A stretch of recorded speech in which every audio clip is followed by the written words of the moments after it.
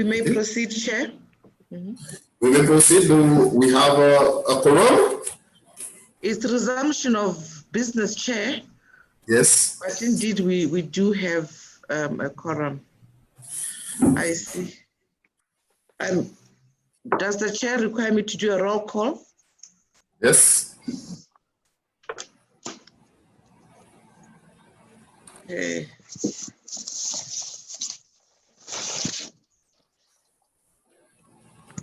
Thank you, Chairperson. Honorable Ruth Adriano Mendes is present. Honorable Dumelan Saleshando Botswana is present. Honorable, I have to scroll for the other names that I don't see. For the purpose of a quorum, maybe the honorable members should kindly switch on their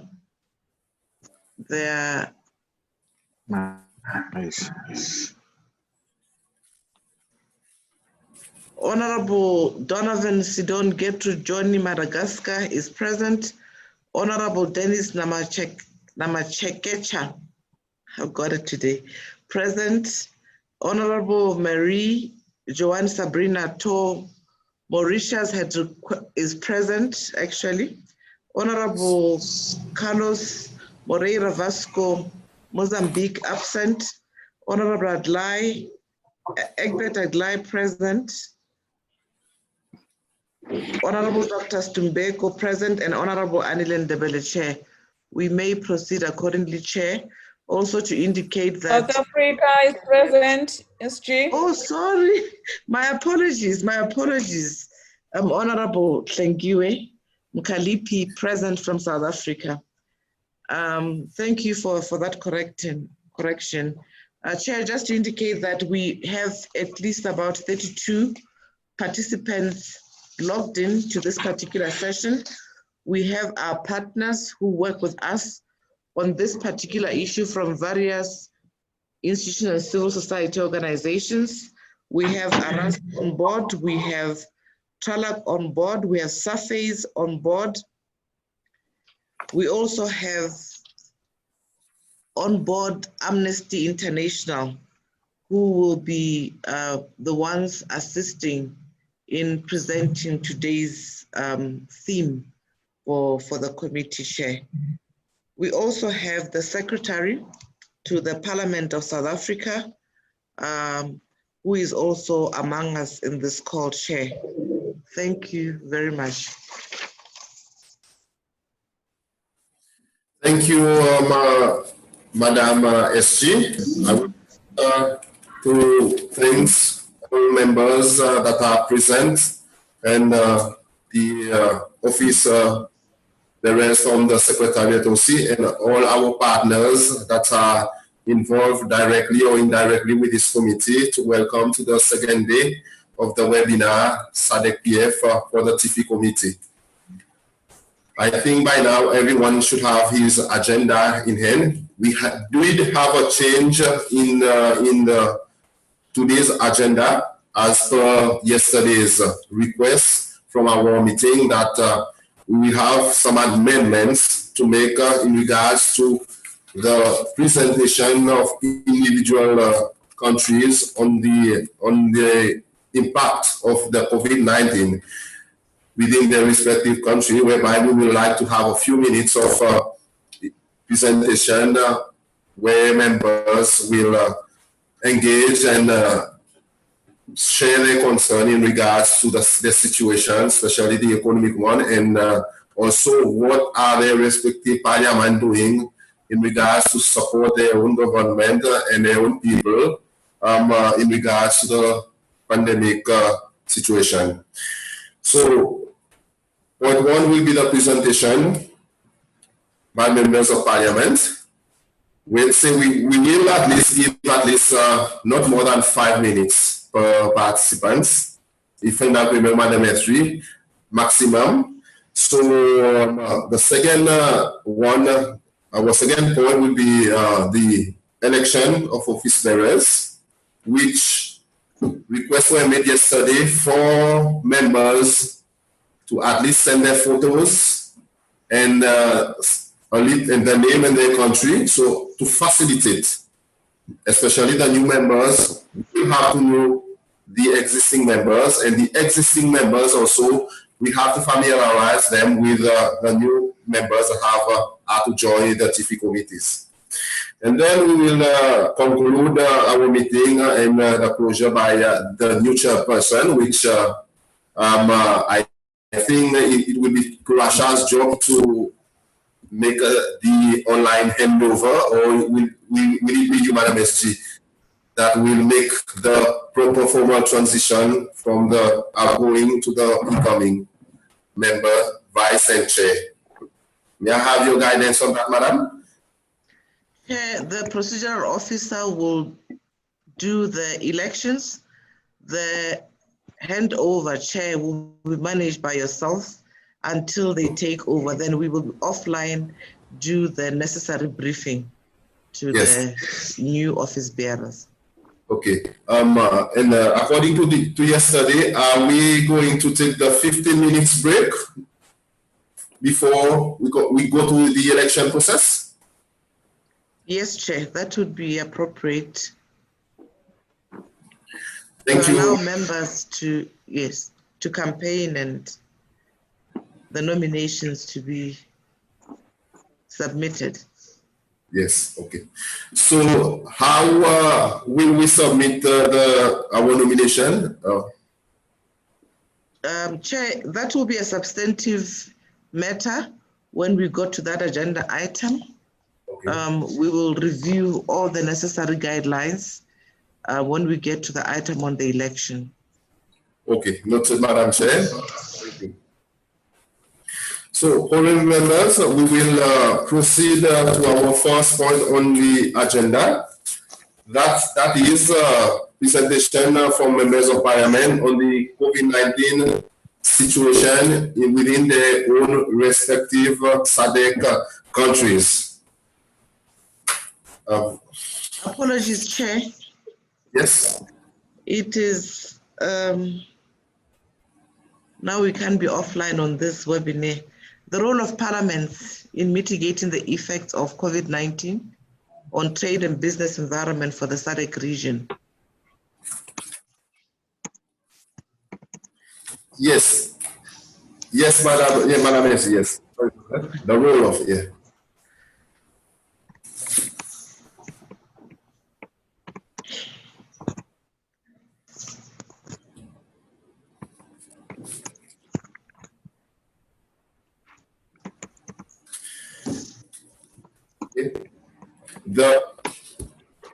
May I proceed, Madame SG?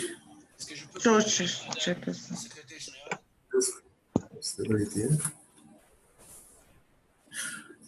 As per our agenda, we will be going over the role of Parliament in mitigating the effects of the COVID-19 on the trade business environment for the SADC region.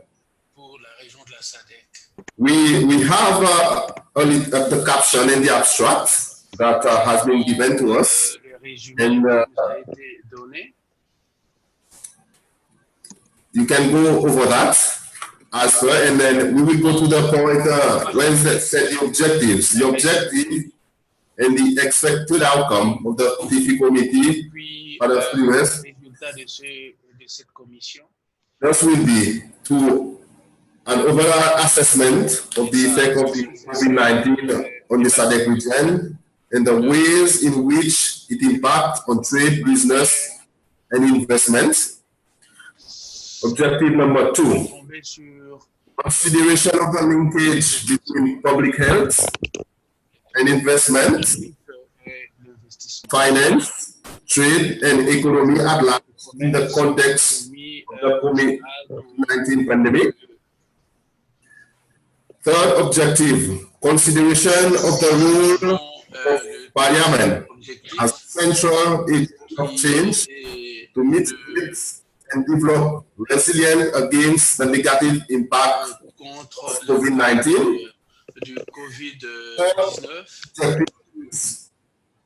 Addressing the issue of access to medicine to treat COVID-19, including the role of government le rôle du in Parlement, regulation of market prices, la control over industrial property et puis and sur la rights, propriété de...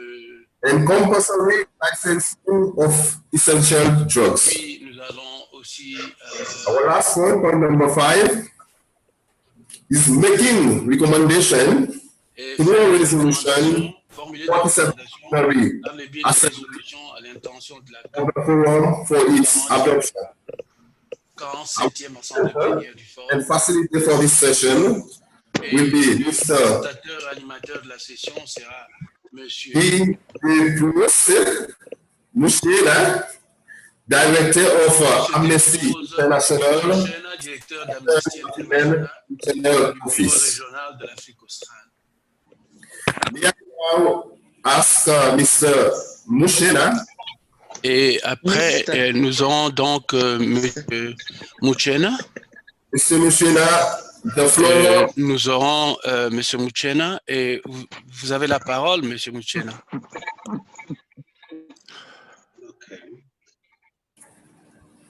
Good morning. Bonjour. Members of Parliament, honorable members of Parliament, and députés, députés et fonctionnaires du Forum parlementaire de la SADC. Je m'excuse, mon enregistrement est un peu plus difficile et je vais commencer par dire un mot sur le topic sur le rôle du Parlement pour l'atténuation des effets, particulièrement sur le commerce et l'environnement des affaires. Je crois que nous devons dire qu'en ce moment, pendant que le monde est en train de traiter de l'Afrique en général et l'Afrique australe en particulier, nous allons traiter d'une pandémie économique.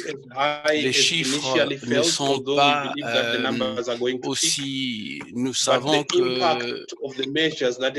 les nombres vont augmenter, mais pour le moment, nous savons que la crise au niveau mondial et au niveau régional, nous avons commencé à voir des conséquences que nous devons, avec lesquelles nous devons nous préoccuper.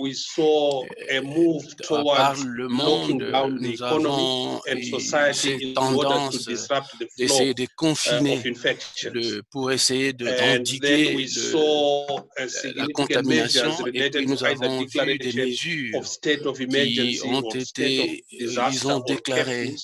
In Southern Africa, we had 6 state of emergency declarations, 6 state of disaster declarations, and some curfews and other things in between, with except for 1 or 2 countries that did not deploy a legal nous avons framework to respond to the un pandemic. ou deux pays Most que countries nous n'avons imposed pas. La these plupart des lockdown pays measures. ont Now, the été de lockdown faire des measures confinements. were taking Ces a public health mesures approach. sur... But the danger of a public health approach is that it usually leaves behind accompanying measures that are needed in order to respond to the unmet, unintended consequence of the crisis, and I'll come back to that. But I'm situating the global health pandemic manifesting itself in Africa and Southern Africa as an economic pandemic. And for Parliament, I think the attention has to be on that. If we look more globally at what's happening globally, the stats are telling us that COVID-19 will push 1 billion people into poverty, in addition to the numbers of people that are already living within the poverty datum line or below the poverty datum line. And these additional people that we are seeing are due to 20% income drops caused by COVID-19 as a result of jobs being lost or disruptions to economic activity and so on. In Asia alone, Asia and the Pacific, we will be having 239.8 million going into poverty. Sub-Saharan Africa, which is a place we are more interested in, 44.6 million people, additional people to the ones we already have, going into poverty. North Africa, Middle East, 44 million. So if you take the North Africa part, the numbers are looking really huge, really big. It is almost like the rest of South Africa by population size, going into poverty. Now, this is going to be important because if you have this much people drifting into the bracket of the poor, our committee focuses on trade, investment, and finance. There will be no consumption capacity for our economies if most of our people are unable to have the income to participate in building aggregate demand. So it is very, very important that we focus on this global dimension of the impact. Then when we come to the issue of trade, the United Nations Conference on Trade and Development is estimating that there will be a global trade fall by as much as 27% in the third quarter of 2020, as a result of the measures that have been imposed by COVID-19 to reduce the spread of the impact. Now, this is significant. If we're going to lose 27% of the global trade flows, it simply means that we in Southern Africa are unable to trade with our trading partners because there is limited demand for our goods and services. And more importantly, we produce products, and at the present moment, the global north is not consuming. So this is serious because it has a triple impact on trade flows, trade volumes, and incomes on the side of Southern Africa. Now, this disruption is not just limited to the global flow of trade. If we look at what has happened to cross-border trade in Southern Africa, which is a significant part of the income accumulation in our region, we know that there's been significant disruptions across Southern Africa.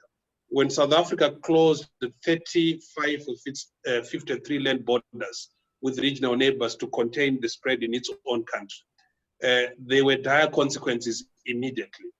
If you look at the central and northern corridors, linking Burundi, Rwanda, Uganda, Sudan with Mombasa and Dar es Salaam ports, they were also closed. And the south corridor connecting Democratic Republic of the Congo, Zambia, Zimbabwe, Malawi to the port of the city of Durban were also closed. So that is a direct impact on how African countries within our region can trade. And we know that approximately 2/3 of intra-African trade takes place within our SADC region. And of that, half takes place within the Southern African Customs Union. So Botswana, Namibia, Swaziland, Lesotho, South Africa. The impact is significant. And if you look at informal cross-border trade, our estimate is that it accounts for anything between US 17 billion to about US 20 billion per annum. Now, if our countries are unable to allow people who trade informally to move within borders, there is a direct impact on incomes at household level within each country, because informal trade in Africa generates 70% of our jobs. And we do have an economy in Southern Africa, which I call dualism and enclavity. The legacy of colonialism created two economies, an informal economy and a formal economy. The formal economy is actually very small, 20% absorption capacity for labor. The rest of the absorption of labor takes place in the informal economy, which is the directly most affected sector of the economy. So this committee must really zero its attention on what has happened to trade in the informal sector within Southern Africa, because that's where we have lost incomes connected immediately with households. COVID-19 restrictions have also impacted very critically on supply chains. And it has also exacerbated the impact that already exists in our fragile economies. So the supply chains have been severely disrupted, and that simply means that we are going to be in a long haul for recovery. So that's on the trade side. We also have had a pre-existing, COVID-19 arrived in Africa to a pre-existing set of challenges. One of it is that we already had food insecurity, malnutrition, and many of our children affected by conflict in such a way that 17 million people are acutely malnourished children under the age of 5 in Africa. 34 million are affected by conflict. 7 million in about 22 countries are affected by economic shocks. And then we have another 34 million affected by extreme weather conditions, such as what we experience in Southern Africa with Cyclone Idai, El Nino, and other things like that. So we do have a significant set of pre-existing problems that the pandemic comes to sit on. And it impacts on how the work that you focus on, which is finance, trade, investment, is going to unfold. What are some of the immediate impacts that we have seen, especially on food security? One, the World Food Programme has produced some very frightening statistics for Southern Africa, that hunger and poverty stalks, about 40 million people in our region who are at the risk of increased hunger and poverty because of both the coronavirus and drought-induced climate shocks. Now, that's a big problem. In Malawi, Mozambique, Zimbabwe, Zambia, and South Africa, 17 million people are food insecure. And around 40% of the population in the region are actually living in abject poverty, with food prices at the highest level in 5 years. 15 million people have already been facing hunger every year since 2004. The El Nino-induced drought left 40 million people without enough food. And in 2019, 9 million people were battered as a result of just Cyclone Elene, and that affected their incomes. They are in serious need of food and water. With the exception of South Africa, over 60% of the people in the region depend on very small farming activities for their basic needs. Now, this again is a direct issue that the committee must look at. Now, if you look at the small to medium economy enterprises in the informal sector, these have a direct to family means of income that most of them are now living in limbo. The precautionary responses to lockdown and relief mechanisms and the financial aid has been meaningful largely to large business formal entities in the formal sector. But we think in our analysis that the micro business, the informal and the cross-border have not been a target of the stimulus responses that we have seen across the region. Now that calls for an examination of the adequacy of our stimulus responses and whether in fact the models of our economies are sufficiently pro-poor for the state to target those that really are in need. And this is an important issue because I don't have figures right now of how much stimulus responses in Southern Africa aggregate towards. But I can tell you that globally, we have seen up to 10 trillion euros in stimulus responses, in particular in the global north, to respond to both populations and businesses. And we in Africa rely largely on overseas development assistance. Overseas development assistance is sitting at around 200 billion, which simply means the amount of money coming as aid, not even targeted for business, is so minute that we will be unable to have proper responses because of the paucity of resources in our stimulus responses. Except for the large billions that we saw in South Africa, many countries in Botswana, in Namibia, in Zimbabwe, Malawi, have had social grants, very minute, targeted at smaller families and numbers. So we do not really have a sense of how businesses have been affected apart from what we see in Southern Africa. And I'm really asking the committee to direct its attention on this disparity between global north supplies of stimulus packages and what we have here in the South. And one of the contribution of that is that African economies, especially in Southern Africa, with the fragility that they find themselves, do not have the fiscal space to generate additional resources that are needed to respond to a pandemic largely because they are highly and heavily indebted. And this debt pandemic, which creates a situation where most of our countries now have exceeded the International Monetary Fund set target of 50% debt to GDP ratio. Most of our countries have exceeded the 50% debt to GDP ratio. Now, you can say, look, that's not a problem. Japan is 200% of its debt to GDP ratio, but Japan's debt is in local currency. Most of our debts in Southern Africa are in foreign currency, and we generate our resources from trade and investment in domestic currency. So the debt overhang and impact of servicing that debt on domestic economies at a time when you need to be having COVID-19 response is significantly going to undermine any ability of an inclusive, just recovery. And I'm really wanting to direct the attention of the committee on such an issue. If you look at the top 10 economies in Africa, in Southern Africa, we have 3 of those: Angola, South Africa, Tanzania. These 3 economies, together with Ghana, Morocco, Egypt, Ethiopia, Nigeria, which make up the other 10, are going to be going into recession this year because of declines in economic activity and aggregate GDP. And as a result of that, the recovery from existing problems, the ability rather to deal with the existing problems of unemployment, poverty, inequality over the next year in 2021 is going to be significantly difficult, as it is already proving.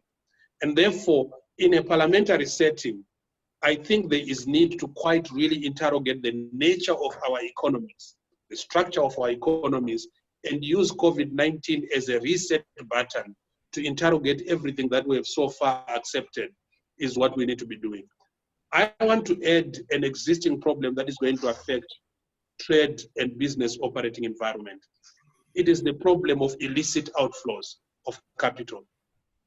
COVID-19 is coming to a situation where Southern Africa, together with the African continent, loses money every year to illicit outflows that are driven by a number of things. One of which is trade mispricing, which is making Africa lose 38 billion every year. Another is overpricing imports and underpricing exports in order to create a situation on the company's balance sheet of not much money being made in order to externalize and expatriate profits elsewhere. There is also just sheer corruption, procurement problems. These things in the context of lockdown exacerbate an already fragile situation. So I think Parliament's eye should also be looking at what are the trade inflows that are coming in, scrutinizing reporting on import receipts and export receipts, because we are really having a bigger problem of illicit outflows. In fact, if you look at the global figure by those who have been looking at this, we have lost in the last 50 years $1 trillion in Africa as a result of the things that I'm talking about: tax avoidance, tax evasion, transfer mispricing, laundering, criminal proceeds, market avoidance, hiding profits in offshore accounts, and just plain corruption. And I think in the moment of COVID, we are seeing indicators that corruption has become a bigger cancer, because politicians and those with access to resources are not afraid of misallocating resources meant for COVID for personal gain, including labeling sanitizer equipment with their faces. We are seeing that in different countries. It is important, I think, that parliamentary oversight around the question of illicit outflows is vital during this time when we're in a moment of crisis, because many people take advantage of crisis to continue to do nefarious activities.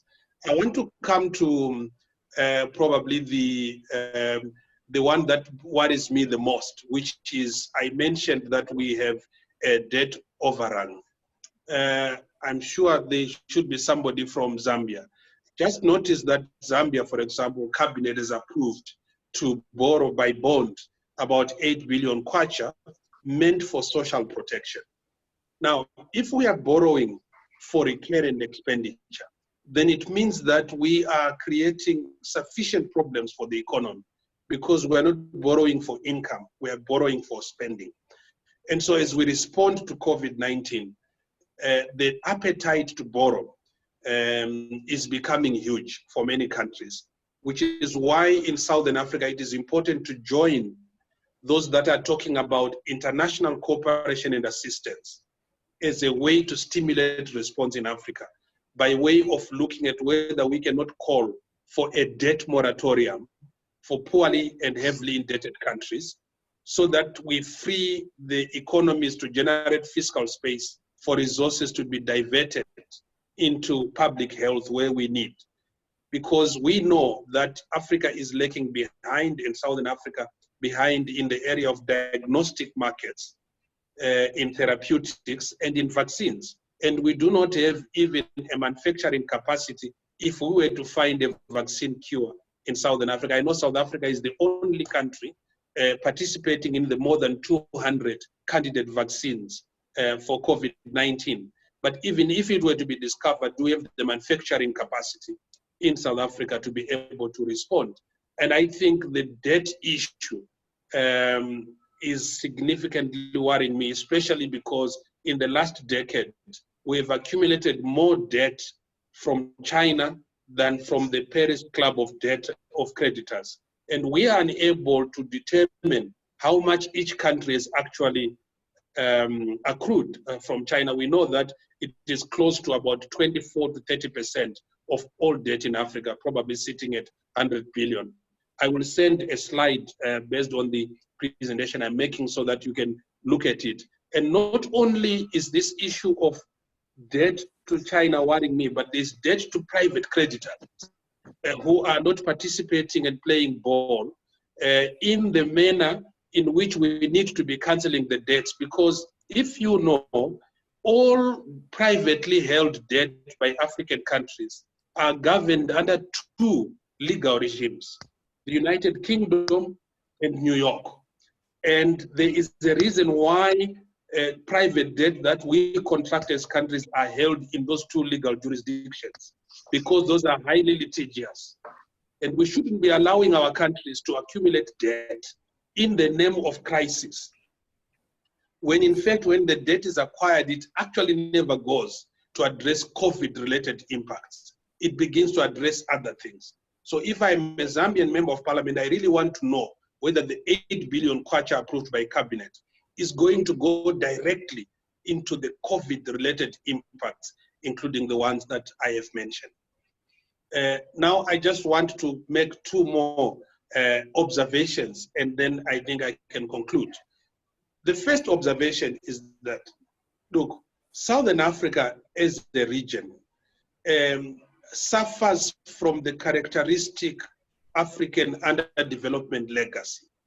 We know that we are home to a number of a number of middle income economies, and we celebrate this tag so much. I saw President Magufuli of Tanzania posting on Twitter that Tanzania had now been classified as a middle income economy by the World Bank and the IMF. And there was a lot of congratulations for that. And I know many of the countries in our region, middle income economies, South Africa, Swaziland, Namibia, Botswana, and so on. Parliamentarians ought to question that model, because what that means is that the World Bank and OECD look at your country and look at the total GDP, the price of your total economy, divide your population into the total size of your GDP. The amount that comes out is the per capita allocation. So if you are from Botswana, everyone is entitled to $12,000 a year. But that money does not go into the pockets of people. It is a nominal figure. So economic growth by GDP is necessary, but not sufficient as a condition for human development. Because we see that in our region, we have growth, but it's a jobless growth. We have growth, but it's a ruthless growth because it's driven by extractive industries. And it also promotes inequality. It's a voiceless growth because it grows in a context where voices of ordinary people are suppressed. and it's also futureless in terms of spending resources for future generations. Now, these models become amplified in crisis moments because anything that takes us out of a crisis becomes acceptable. So for Southern Africa, for this committee in particular, it is really important to check the Human Development Index for each country that you cover, the life expectancy index for each country that you cover, the poverty levels and the inequality levels by Gini, so that trade, investment, financial processes are not things that are happening for the economy which doesn't care about people. Our economies must be people-centered. Now, I want to conclude by just looking at what then could be the role of Parliament in this moment. We know that Parliament's role is threefold, generally speaking. Legislative oversight, tracking bills until they become laws, ensuring that there is executive oversight in the manner in which public policy is executed. And there's a third one, which fewer parliaments do, which is enhancing civic participation in parliamentary processes in order to augment your oversight capability by bringing in information and resources you might lack within the building. But in COVID-19, it's going to be more important that Parliament does at least 3 or 4 things. One is really charting pathways to a new economic reality for Southern Africa.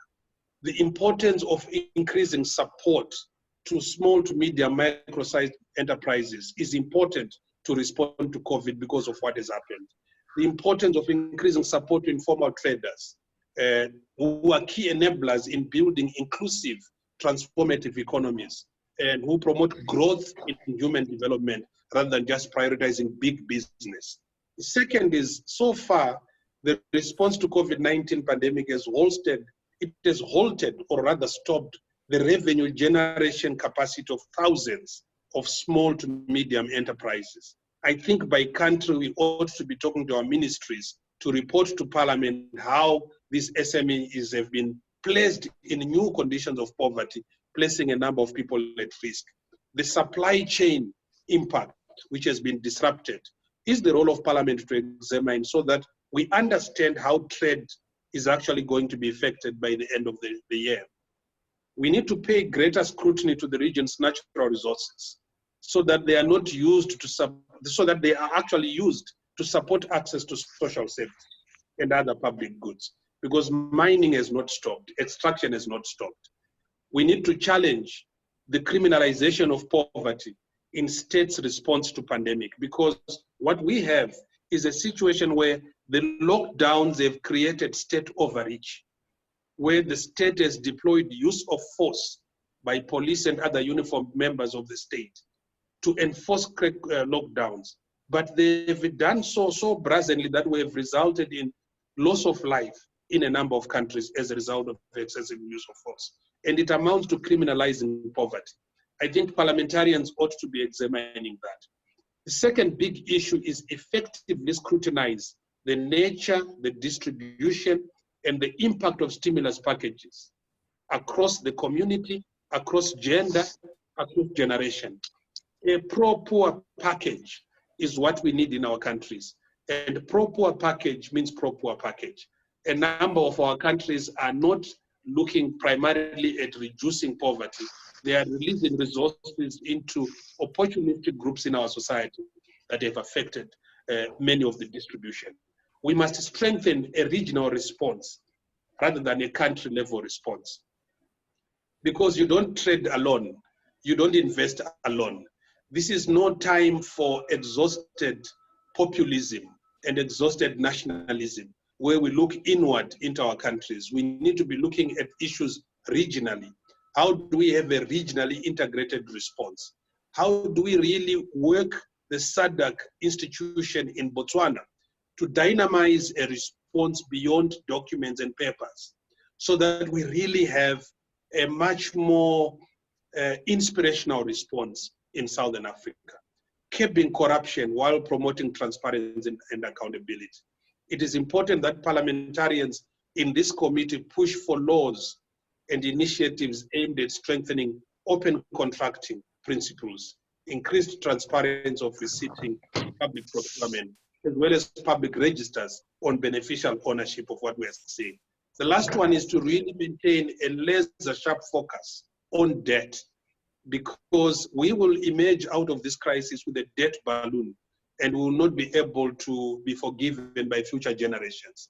In this context, it is important to engage civil society who are working on debt cancellation, who are working on debt transparency, and those groups that are working on ensuring that civic space is not restricted.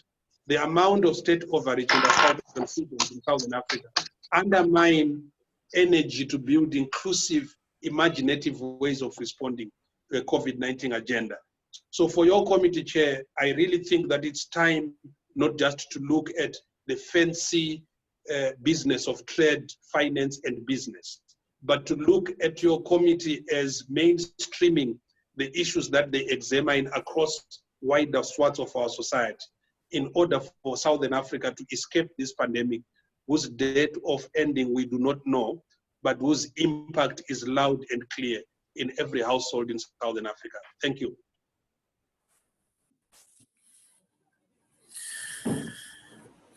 I would like to thank our presenter, Mr.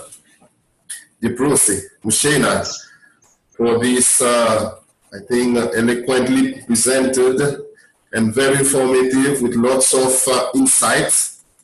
And I think once we will go over your presentation also, we could outline a few of thematic issues of concern that can be addressed, and also have an insight of this situation, the pandemic within our region.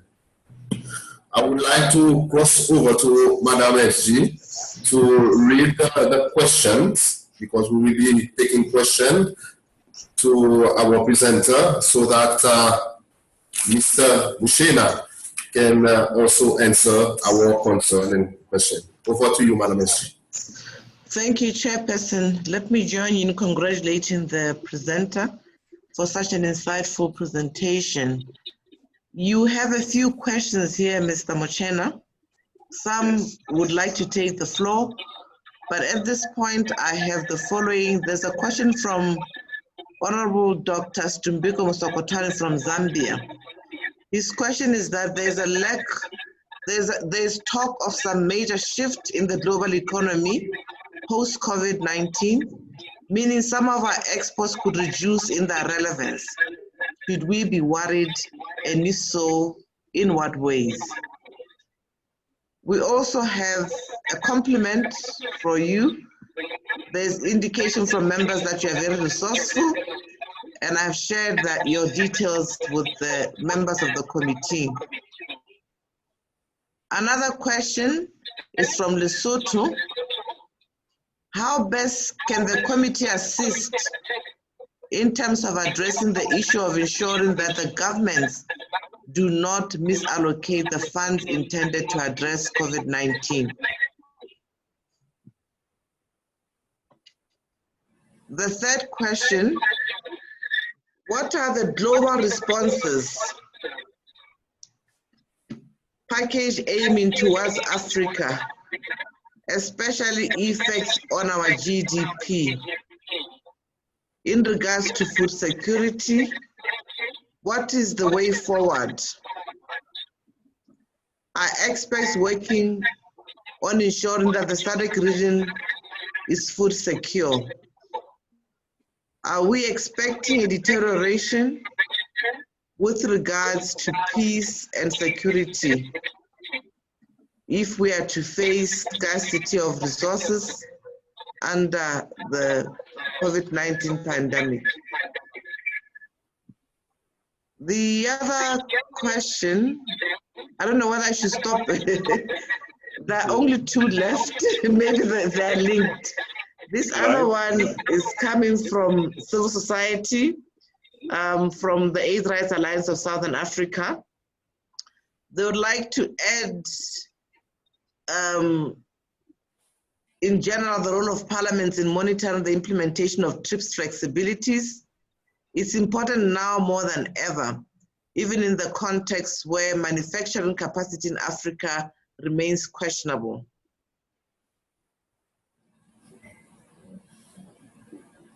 Yeah, to alternatives like pearl importation, do these remain options? I think it's the whole issues around patent, the people's vaccine, and how are we going to ensure that at the end of the day there's access? The other question is from Zambia, from Mr. Jeffrey Zulu. Most SMEs are urban-centric. We have a bulk of our people in rural Africa who largely depend on traditional agric. The impact of COVID on them is a nail in the coffin against the backdrop of droughts and floods prior to COVID-19. What can parliamentarians do to help this vulnerable population? I can repeat some of them if I was too fast.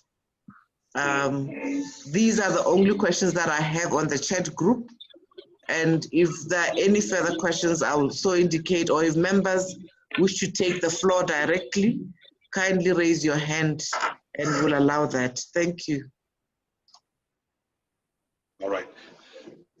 Thank you, SG, for those excellent questions. And if I miss some of them, SG, you are resourceful, you can deal with them.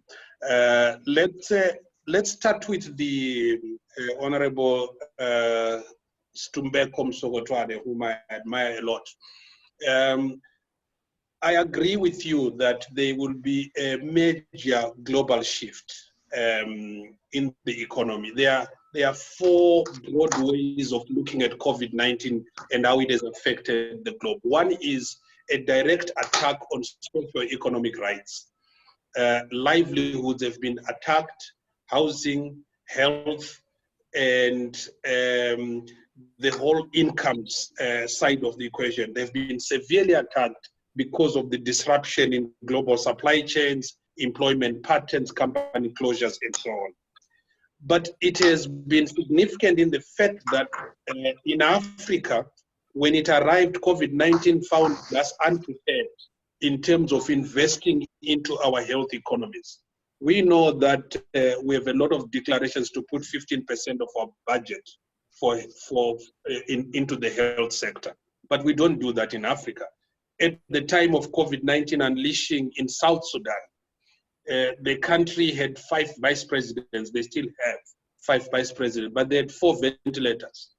You know, so the distribution of ventilators to the population is such that if one of the 5 vice presidents falls sick, there was going to be a problem. I'm happy they've invested now into more ventilators. Central African Republic had 1 ventilator. You know, we started to see that we didn't have beds, ICU beds, sufficiently enough to be able to combat. Now, what has happened is that the civilization, the method, the nature of the global economy, in particular, its structural underpinnings of inequality have been attacked. And so what is going to emerge in what we're calling post-COVID is unknown.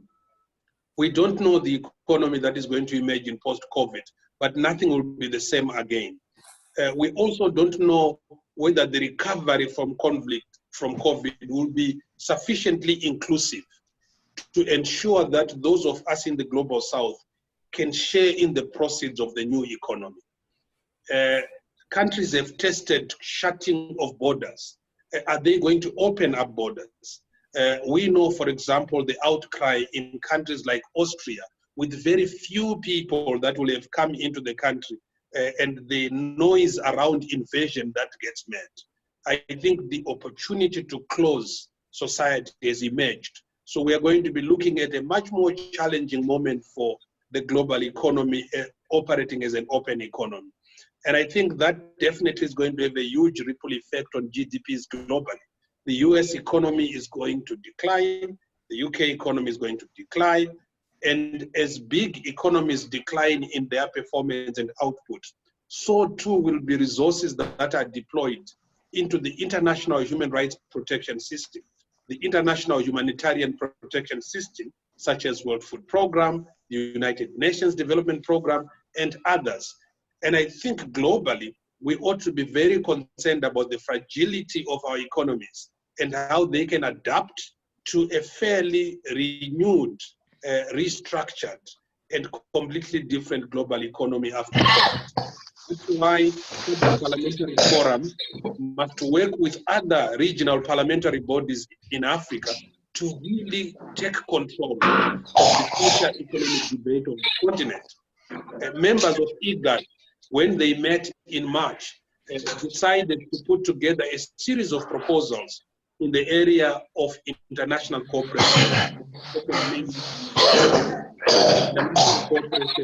assistance, and support is the second major issue that will underpin a new economy. The third issue is the nature of the state and its character towards freedoms. If we see what we have seen now, we will go into an economy where rich people are afraid of the virus, poor people are afraid of hunger. So there will be a chasm in our society that will continue to divide the ability to create a united march forward. And of course, the last one is therefore, as SADC Parliamentary Forum, could we start developing what we would call a future narrative of a just recovery in our new regional economy as a result of COVID? It's important that we start to become progenitors of new ideas. That's what I would say to Honorable Stumeko Msokotwane. For Lesotho, how can committee members assist in ensuring government does not utilize resources directed for COVID for something else? I think that's the oversight role that parliamentarians play every day. I think whether you are sitting or not sitting, whether it's sitting virtually or not virtually, it is important that is asking of its executive to present to it exact breakdowns of how resources being mobilized in the name of COVID actually benefit the victims and survivors of COVID-19. Because we know that in the name of the poor, a lot of resources get mobilized. And then in the name of the poor, people eat on their behalf. So it's important that we do that. And I think the role for SADC Parliamentary Forum as a committee of this nature is to actually set the guidelines of the kind of questions that could be sent to all parliaments to use in the process of executive oversight around COVID resources. On the issue of food security, I think I've already mentioned that SADC's situation is dire in terms of pre-existing food insecurity issues. And it's affected because people are based in countries where our countries are victims of extreme weather shocks, climate shocks, but also poor investment in agriculture itself and in the changing patterns and the changing approaches to the kind of agricultural enterprise that we should be seeing across our region. Agriculture is a business. If you listen to the president of the African Development Bank, he says the biggest emerging economic sector in Africa over the next couple of years is agriculture. And so if you really want to become a wealthy country, invest in agriculture. I don't think that the approaches we are taking in terms of size of budget investment and the reliance on external support for imported seed, for imported fertilizers and so on, I don't know whether that doesn't undermine productive capacity at the local level. There are people around in the room who are more knowledgeable about agriculture. But I've laid out the statistics of what we are dealing with in terms of Southern Africa. I think I would just reinforce the importance of knowing that in food insecure societies, levels of nutrition are already low. Pre-existing problems of disease patterns are already a burden on populations. Then add COVID-19. If you look at the mortality rates for COVID-19 in Southern Africa, it's driven by pre-existing conditions, diabetes, high blood pressure, compromised immunity as a result of HIV. And now what is happening is we are removing resources for treatment of malaria, for treatment of TB, because we are redirecting resources to COVID-19. Even things such as reproductive rights for women has now become affected because antenatal care visits have been disrupted. And we also have now seen shorter antenatal care, postnatal care visits to health facilities. All these issues affect human development, and there is no trade that we can celebrate or investment for business climate that we can celebrate when these things rely on a healthy population which can consume and generate aggregate demand.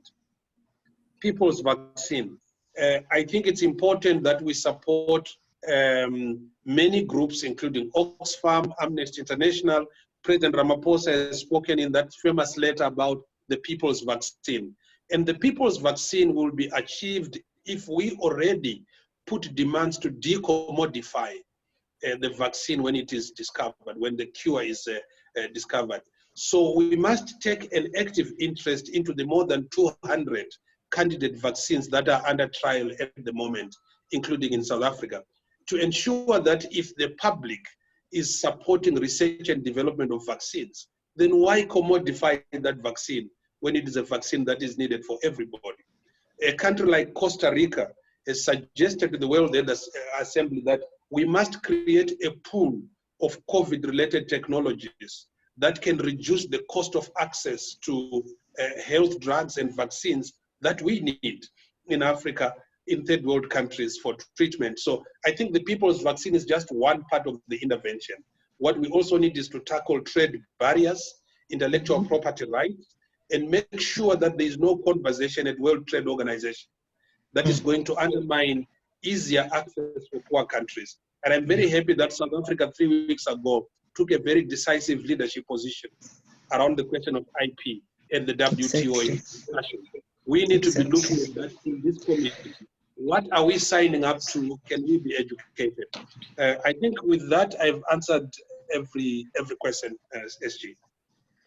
Thank you very much, Mr. Mochena. Indeed, if I may, Chair, there are no other questions that have been scribed on the chat box. If members would like to take on questions, I could hand over to you. But maybe to just indicate that, you raise very important issues, Mr. Mochena.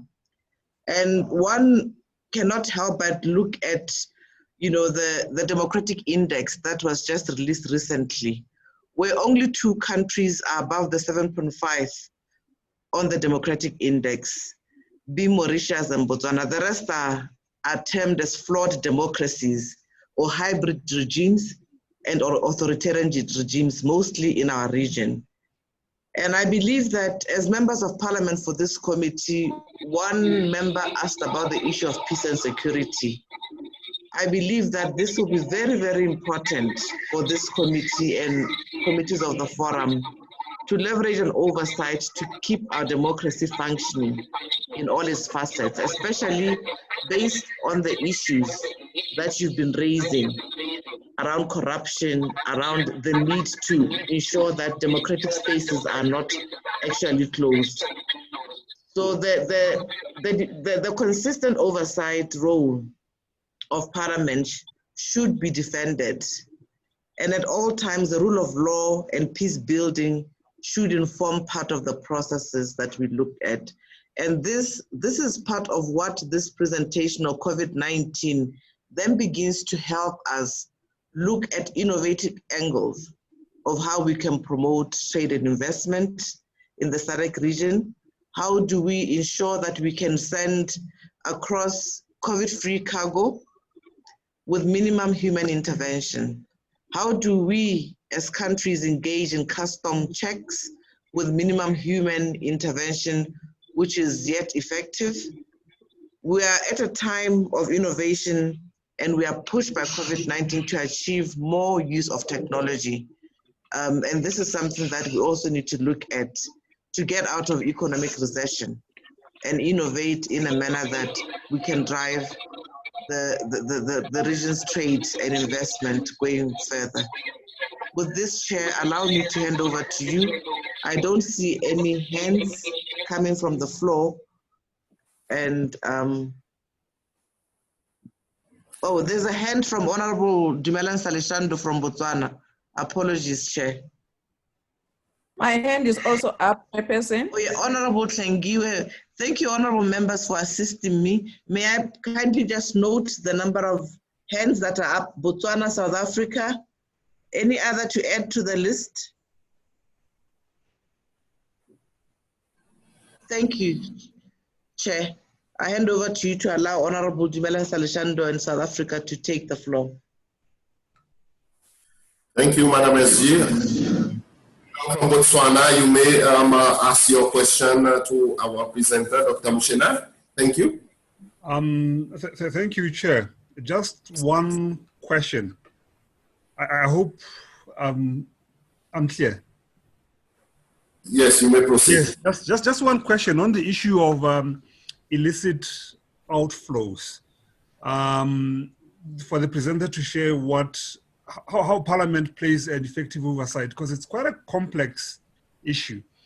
I mean, in the case of Botswana, you're not only looking at the pricing of your exports, in the main being minerals or diamonds, but you're also looking at sectors like tourism, which is your second biggest revenue earner, but most of the bookings are done externally, are done Yes. in Europe, and this has been going on for years. How does a parliamentarian, or how does Parliament play an effective role of oversight on issues of illicit outflows, given that it's a very complex and technical area that even some in the executive arm of government know very little about? Thank you. Thank you. Mr.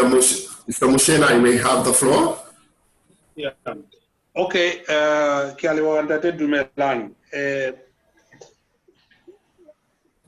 this is an exciting question. Many of the things that Parliament deal with are very complex. Debt issue, medicines, vaccines, very complex. And it is in the complexity of our processes that the most corruption takes place, because there is awareness that there is very little appetite, both within the executive and in Parliament, to examine receipts, figures, and so on. So I guess the first thing that I would suggest we need to do in order to really zoom into illicit outflows is to build our own capacity and literacy on the issue itself before we can even start examining it. I propose that this parliament, this parliamentary committee could retreat just for 2 days to actually answer the question, what is the illicit outflows? How do they happen? Where is the data coming from? There is a panel that is being led, or that was led by President Thabo Mbeki at some point. What did it find out? There is a panel being led by the UN. What are they finding out? There is a work that is being done by civil society groups. What are they finding out? So that we group the information we have. Then we look into sectors. The biggest driver for illicit outflows depend. Mining is one of them. Tourism, certainly, yes, but they differ from country to country. And that's why I think the first issue to do is to build our own capacity and to make it a point that even the staff that support us are recruited from backgrounds where they can help present information to Parliament that they can use. I think when we do that and we take one deal after another, many of our presidents go out and show up at 8 o'clock on national news, signing up documents of a new trade deal.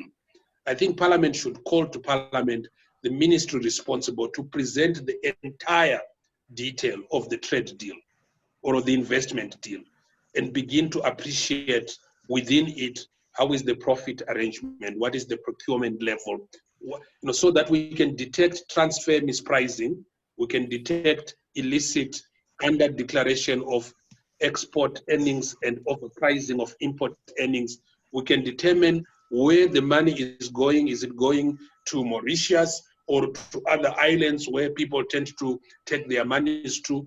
Is it a function of customs duties and levies being manipulated?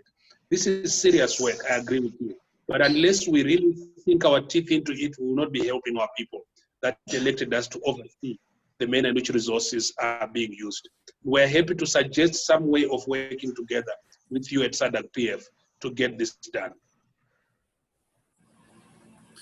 Thank you, Mr. Muchena. I would like to give the floor now to Honorable Miss Trudy. Ms. Trudy, the floor is yours for a question. Thank you so much, Chair, and good morning, Dr. Muchena and honorable members. I would like to extend my thanks to Dr. Muchena for this very enriching presentation and very thought-provoking ideas that you've presented. I would like to reaffirm some of the things that you've said. And I think we recognize the origins of the pandemic as a health issue, a health crisis, which matured and developed into a financial, a fiscal, and economic crisis. But for Africa, it is a fundamental development crisis. And one of the lessons we are learning from this is that although it is the sovereign right of member states to take unilateral action to protect their citizens and their welfare, but also to curb the spread of this virus, we are fundamentally interconnected, and the closure of one border post of necessity has implications not only for the immediate neighbors, but also for those countries that are connected via trade and other corridors. So the impact, for example, on food security of landlocked countries raises very, very important issues. The landlocked, least developed countries, which are concentrated on the African continent. And I think this is particularly important. What we're seeing are the predictions from UNCTAD and other agencies about the reduction we can expect in foreign direct investment. And the link between trade, investment, and the development of our productive capacity going forward is an extremely important one. With global suppression of demand, our traditional markets will be shrinking, which means we have to take a look at not only the product range we're currently producing, but also new potential markets. And the lack of investment to expand and diversify our productive capacity will be a major problem. This means also that for the SADC Parliamentary Forum, part of the oversight function needs to be focusing also on some of the developments we see elsewhere in the world that involve new public-private partnerships. These are evident, for example, in the pharmaceutical industry, the attempts in Europe between the private company AstraZeneca and a number of governments to come together to pool their resources. It means that going forward, when we take a look at a post-COVID world, we have to rethink so many of the current relationships and the current policy initiatives that we are using. Very important, the lessons we've learned about trade facilitation, customs and border management issues that have been mentioned. I think these are particularly important.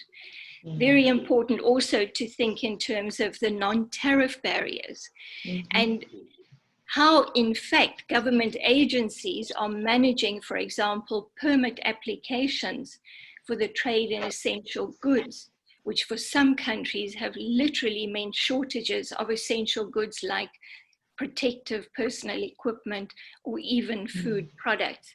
So a very strong message, and this is where the SADC Parliamentary Forum and this committee, together with other committees, focusing on a range of other important related issues such as the sectors, the health sector, the communication sector, the education sector, need to be talking to one another now to prompt the executive to start looking at what COVID development, economic, trade, investment, sector development strategies will look like. We will see enormous deficits in education in the future. Many of our children have simply been cut off from educational opportunities for months now, and this may continue. In the developed parts of the world, children are studying online. In SADC countries, we don't have the infrastructure, and we certainly don't have the basic facilities for internet access to be able to continue with education as we need to do.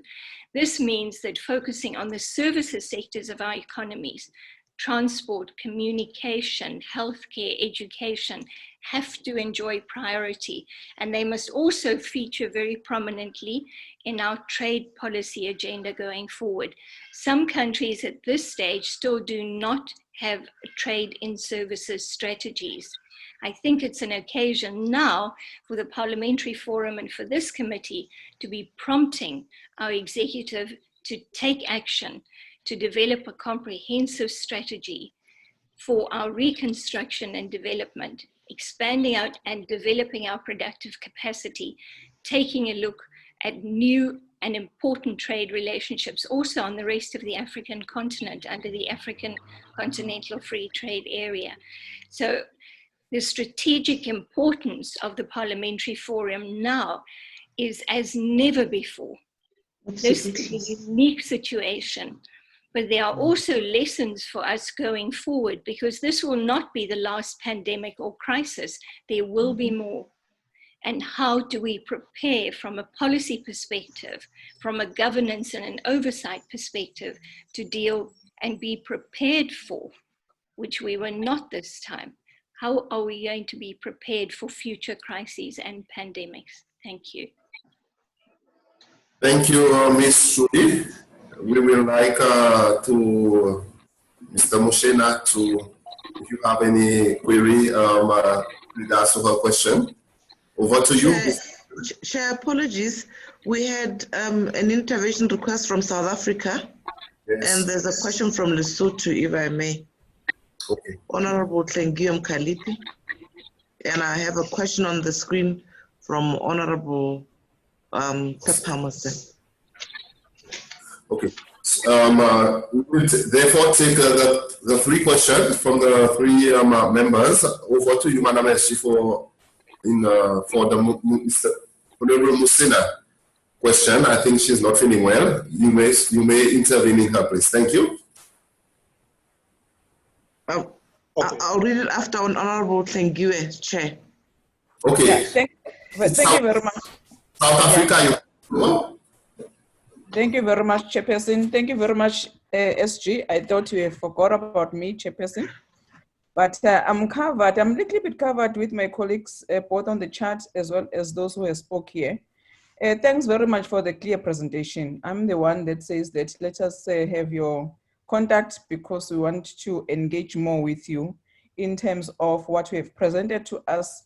And thanks very much for being very clear to say that our challenges, especially in SADC and in Africa, does not start now because of COVID-19.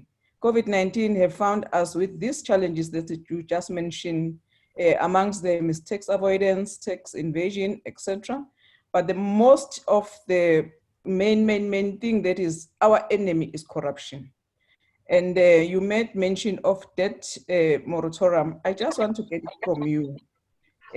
Being in this position as Africa, do we have any influence in terms of proposing what you are suggesting in terms of debt moratorium, given to our history with those institutions globally? If we propose that, do you think that we are going to be successful? Because once we embark on those proposals, that we must be rescued by IMF, World Bank, I mean, it's going to be very, very difficult, as you mentioned. That borrowing for spending is going to also cause more problems than what we have in South Africa.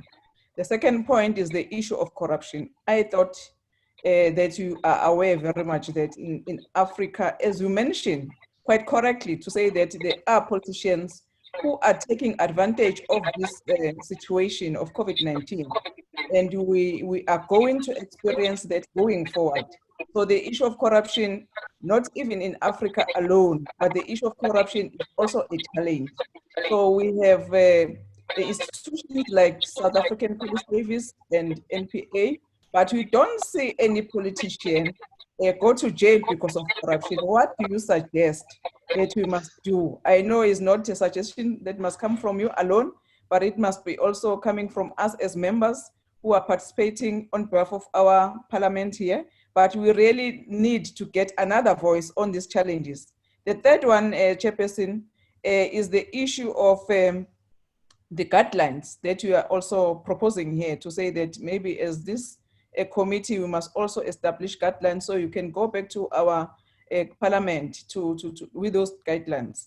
So how do you foresee these guidelines play a role in our parliaments? Because even yesterday, we spoke about it here to say that we need to make sure that our parliament does take this SADC-PF very serious.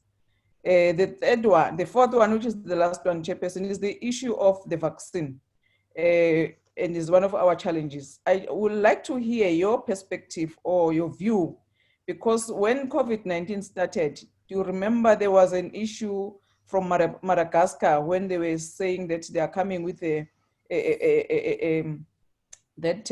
treatment, of which the SADC in South Africa tried to get an interview with the president or any official from Madagascar, because I think everyone, most of the people, especially in Africa, wanted to support that idea to say that, oh, COVID-19 is here in Africa, but if we can get a solution from Africa, it will be also a good idea on those items. Thank you very much, Chair and the SG.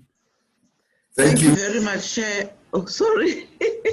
Thank you, Chair. The question from Honorable Mosena, I think this can go to both Mr. Depros and Trudy. The question, the Honorable Member is from Lesotho. The question is, broadly speaking, looking at issues of intra-SADC trade, Lesotho trades its wool with South Africa, its mohair in Port Elizabeth.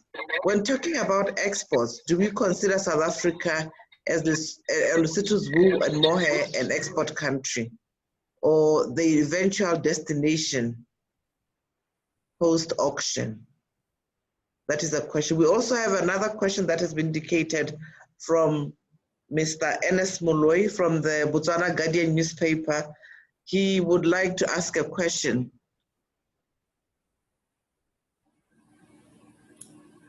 Yes, may I proceed?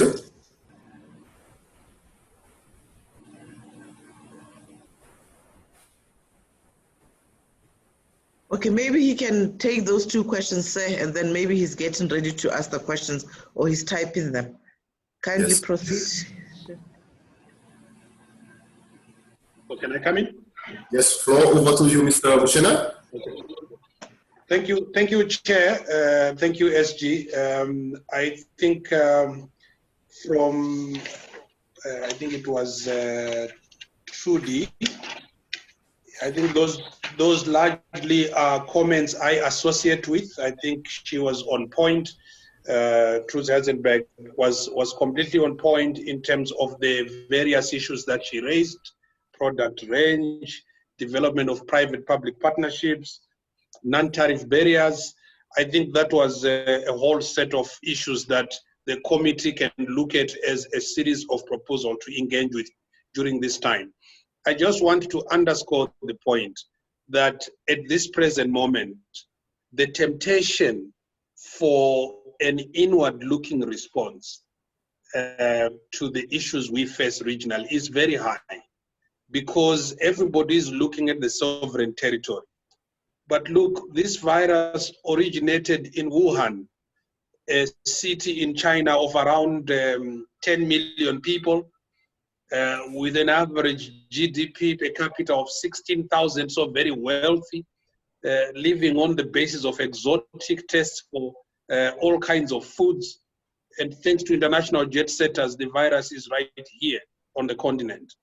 And no amount of lockdowns and denials and so on will limit the possibility of this virus and more. There's another one that has been discovered among pigs in China, which has much more devastating impact than COVID-19.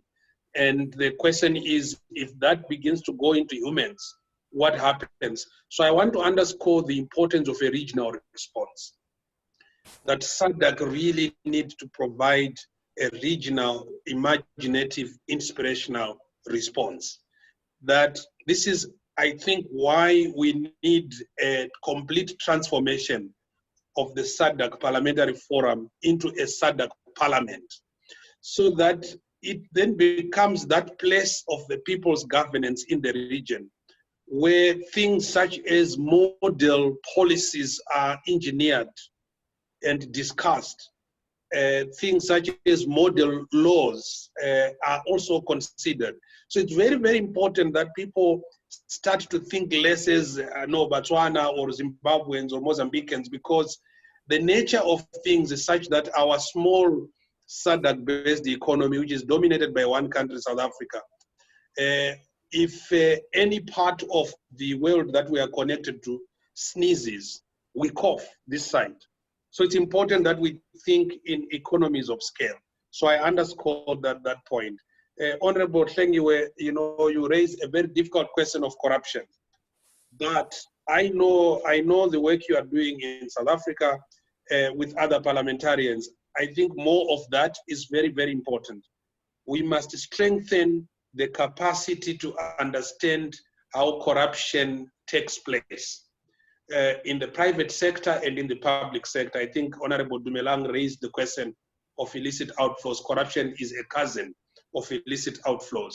We need to strengthen the prosecutorial mandates of our prosecution institutions. We need stronger legal frameworks and a political culture that actually rejects corruption as a cancer that is killing our economies. And then we need to work with civil society groups that are working and who are not captured by any voice, to be able to assist parliaments in ensuring that the oversight as to whether the prosecution is happening is taking place. But corruption is a function also. It's not just when you deal with poverty, corruption disappears.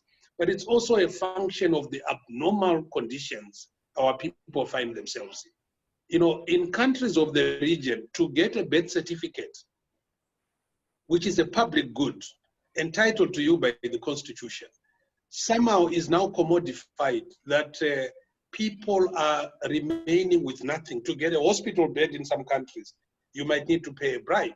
So I think Parliament is a bigger public education mandate, investigation mandate, oversight mandate, but also joint cooperation with others to ensure that there is a decisive focus to this area of our cancer. I will leave it to you as to how you can deal with that. I think you are probably more well placed to deal with that than ourselves. But on the question of debt, I am passionate that we have now reached a cliff and it's not viable anymore, even for the global capitalist economy. If countries continue to be indebted, they will do an Argentina on them, which is they simply won't pay. And if they don't pay, there will be a domino effect on the global economy, leading to another 1973 debt crisis. So they are interested in ensuring that countries that are in debt are able to repay so that the system works. Otherwise, like a bank, if those who have borrowed from the bank don't pay back, the bank will collapse. But the bank will need, together with the central bank, to reduce the repo rate so that people are able to actually breathe and pay. What we have in the international system is there is never a better moment to call for a global moratorium on paying debts than now, because we know that African countries, developing countries, and others in the emerging markets are unable to repay the debt that they have because they've redirected their money to social protection, to other issues related to responding to COVID. And it's globally accepted now that this is a problem. So there is an acceptance, at least in the OECD countries, which is the richest 29 countries or more now, that we must have a moratorium. There is also global agreement within the IMF and World Bank, including the question of releasing special drawing rights to support responses to COVID. A country like Uganda has already accessed about 420 million of its special drawing rights to put into health response for COVID-19.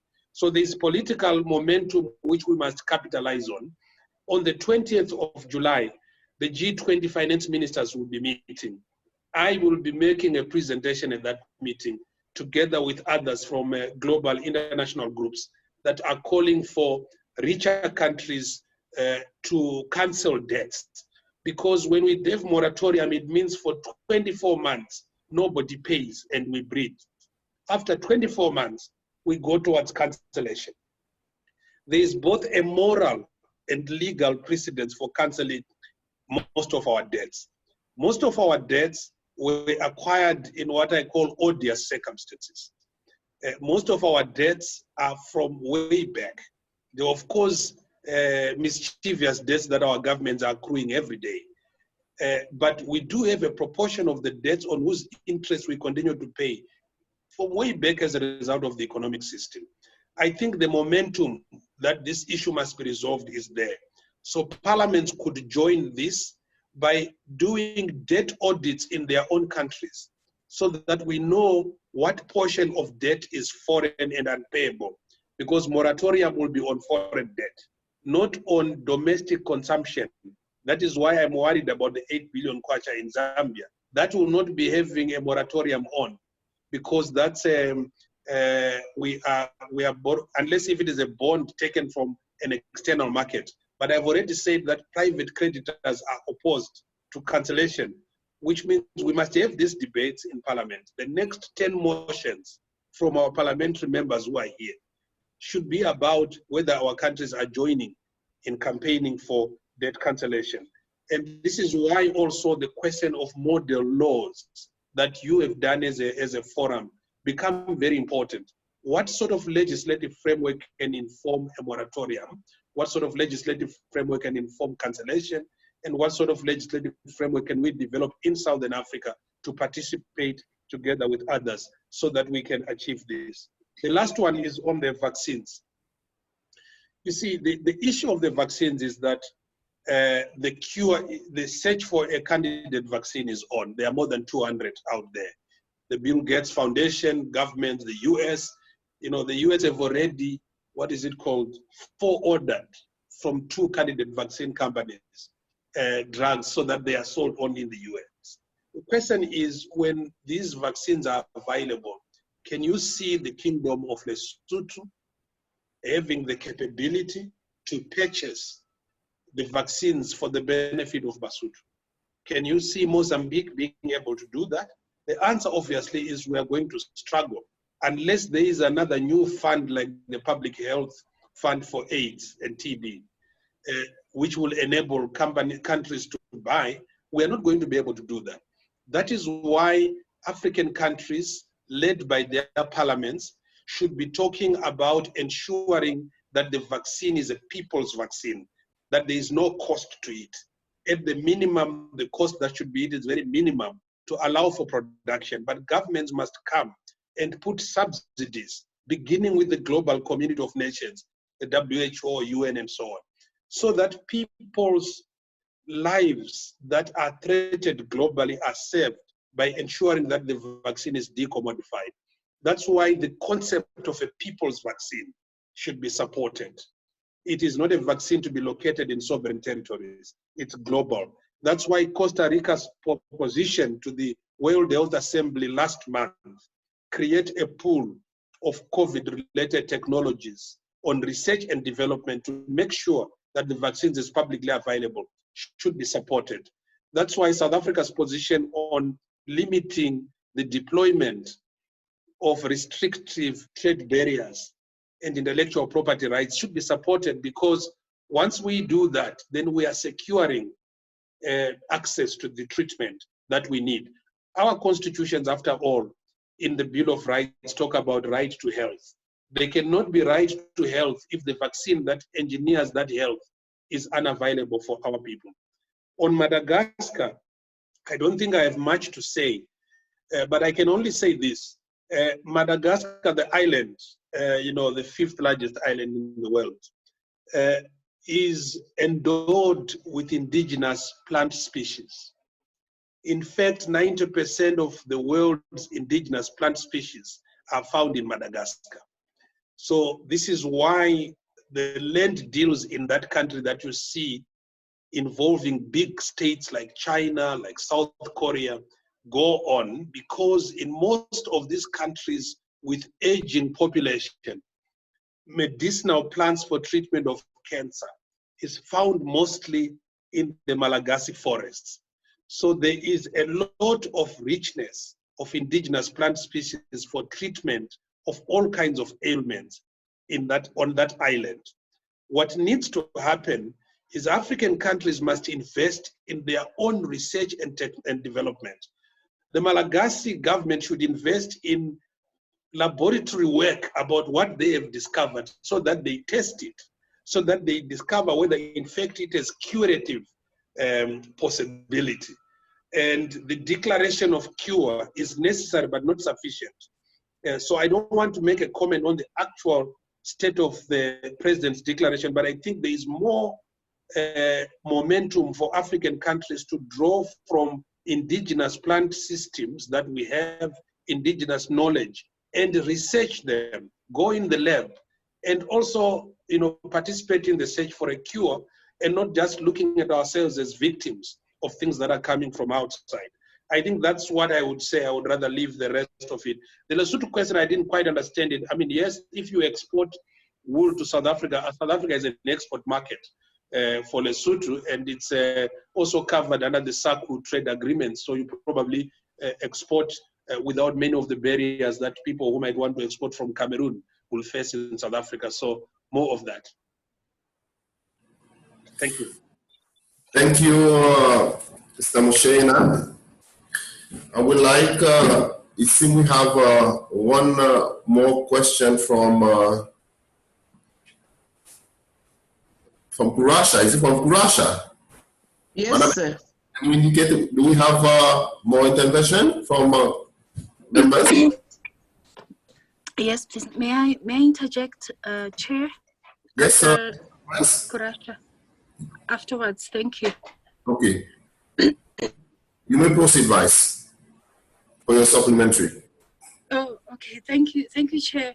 No. The question I wanted to ask is: Lesotho trades wool and mohair. I can say it's via South Africa because that is where the auction takes place in South Africa. And then the final destination is not necessarily South Africa, it's the other export markets. So the question I'm posing is whether South Africa can be considered as the export market of Lesotho because the auction is made in South Africa versus the other overseas countries. Thank you. Oh, I see. No, thank you. No, sorry, I had not understood the question. We face that a lot as African countries, that we produce primary products. They are processed elsewhere. And then we get a bit of the raw deal. Now, I don't know how the system works on your textiles or the wool that you exported. The auction is held here and the market here. The question to ask is, what is the price at which you sell to South Africa, and what is the price at which South Africa sells to the destination markets?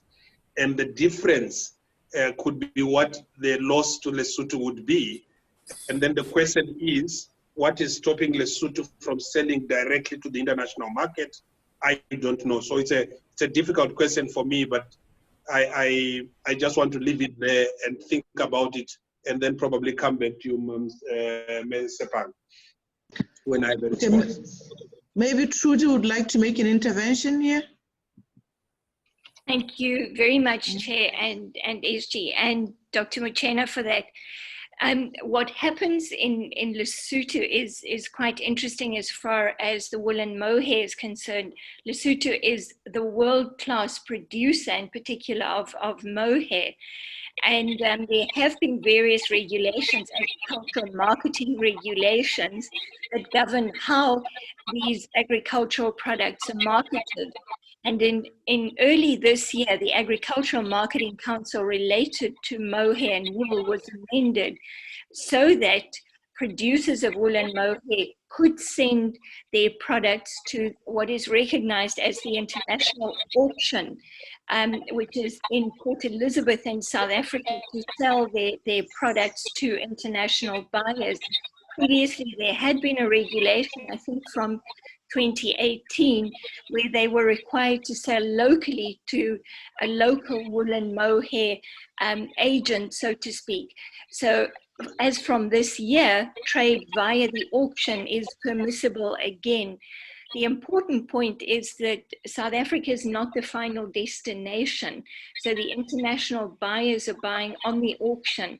So the exports are actually to the international final destinations. And that is how the trade data would recognize the exports from Lesotho. So there's no change of ownership from Lesotho to the auction in South Africa, and then a sale further on to the final buyers in the international market. The final buyer is international, and the seller is the Lesotho producer. Okay. Okay, Chair. Oh, Honorable Sapang is quite happy with the response. Thank you. There are 3 questions. In the absence of legislative powers, how will SADC PF play an oversight role in the SADC member states? I believe Mr. Mochena did say something about that, but that's a question that is asked on the screen. Are there any success stories from our member parliaments that can benchmark on pertaining to COVID-19 response? I think the last question, if the person who's asking the questions could also stay on to the call, the members will be making interventions after this session on what is really happening in their own countries. Thank you, Madam SG.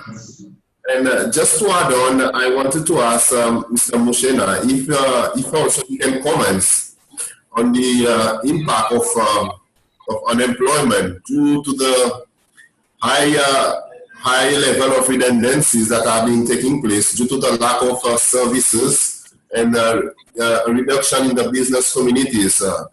Can you just briefly comment on the impact that this can bring towards our local economies, and how also can we innovate ourselves, especially if there will be, maybe there will be some jobs that will not exist for quite some years also, and how do we plan the government, especially the employment ministry, to reskilling exercise?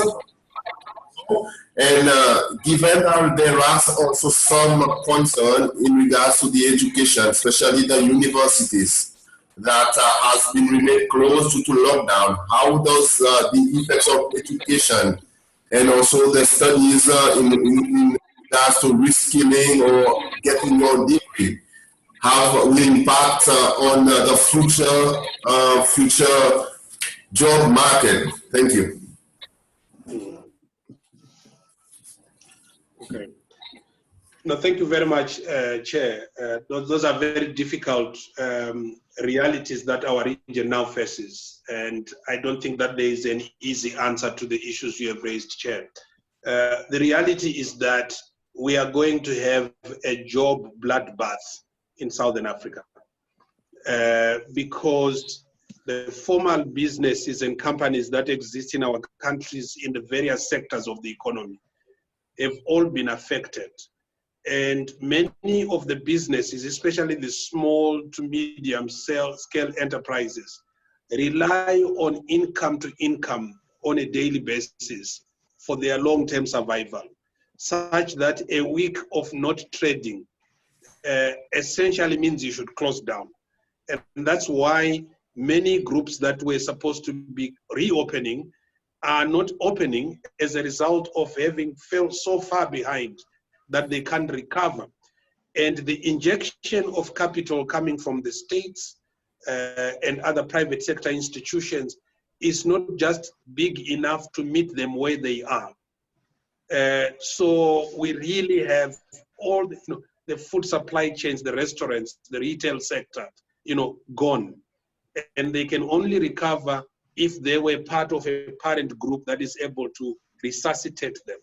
So there's definitely going to be a huge unemployment problem in Southern Africa, which will add to the triple burden of unemployment, poverty, and inequality. I think I did raise the issue of 1 billion more people getting into poverty. And the question over the next couple of weeks, SADC-PF, this committee could be looking at the number I talked about, 44 million in Africa. How many of those are actually in Southern Africa? And by the end of the year, the number will have increased because unemployment is growing.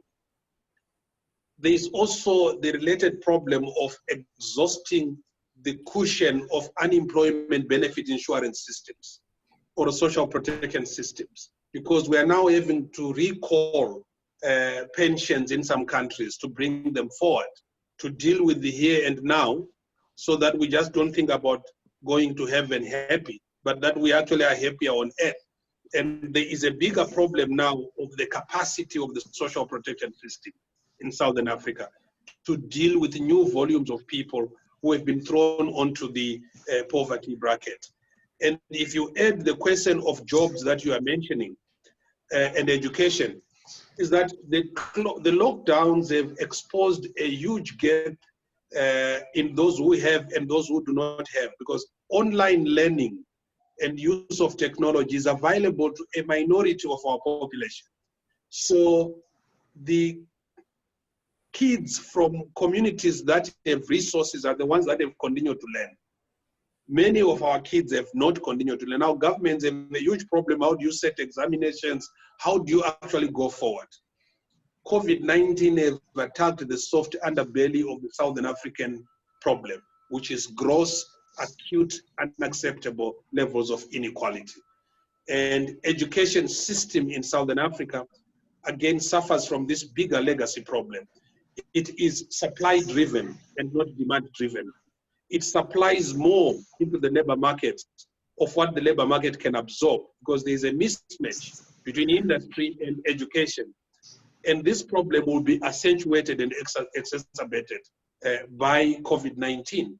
So we are facing a myriad of problems, and this is where leadership is going to be very important. Leadership by inspiration, not leadership by perspiration. We really need to deep down into our deposits of leadership capital to re-energize policy making and thinking in order to get Southern Africa to a place where post-COVID can mean a possibility for us. And on the question of benchmarks and guidelines, I don't know of parliaments that have successfully done this around COVID. But when I was talking about guidelines for questions, I think this is a role SADC-PF can play.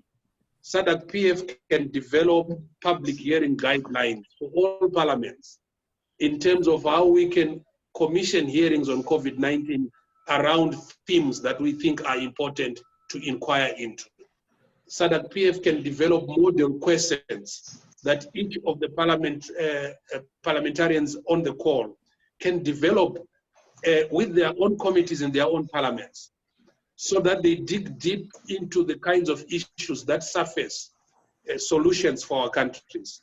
SADC-PF can produce now a COVID-19 public hearing guideline on questions related to investment, on questions related to lockdowns, which can be used. SADC-PF can also produce an analysis of the panoply. There's a whole taxonomy now of statutory instruments that have been produced. Somebody has been very excited in the executive. There are more statutory instruments we have had in the last 3 months than in the last 3 years. And they have taken advantage of lockdowns when parliaments are not sitting to supply these.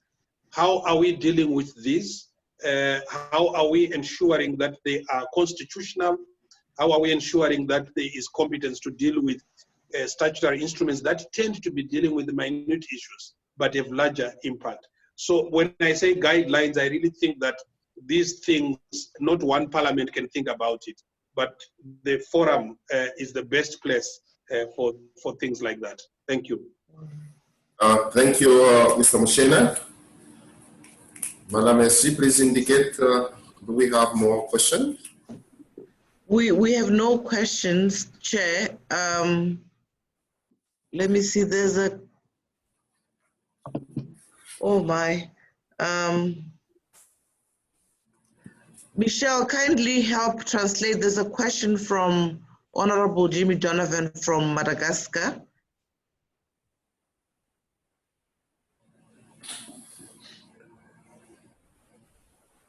French kindly assist? The question is... Merci de m'avoir accordé la parole. L'impact sur le commerce, entreprise, investissement de fait, de la fermeture des frontières et il n'y a plus d'échanges commerciaux par les voies maritimes et aériennes. Beaucoup d'entreprises ont aussi arrêté leur activité forte de matériel. Can you read it on the chat? Is it possible? Matière première et les mesures de confinement. It's on the chat, Michelle. Can I interject, Madam SG? Yeah, sure. Thank you, Honorable Chair. If I get that. Yeah. The question that were to be raised by Madagascar, it will be taken on point for me because he's asking about, he wants to talk about the impact of COVID-19 in his country, in Madagascar. So it will be taken on our presentation that is upcoming. Okay. No, thank you, Chairperson. And I think the question on what would SADC Parliament, what would the SADC parliamentary do without legislative powers has adequately been responded to by Mr. Mochena. Just to add that, you know, the issue of legislative powers is an issue that is not acceptable currently to most of our member states.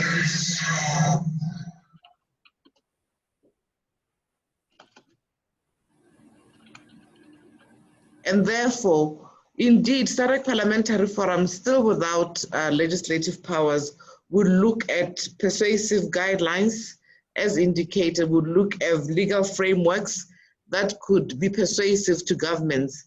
And we've been doing that through model laws. We can look at treaties and look at the domestication. Michelle, you're on English. Go Yes. back to French, yeah. And therefore the effectiveness of SADC PF in this case will still remain, you know, relevant insofar as assisting members of parliament and engaging the citizens of SADC. Thank you, Chairperson. Thank you, SG.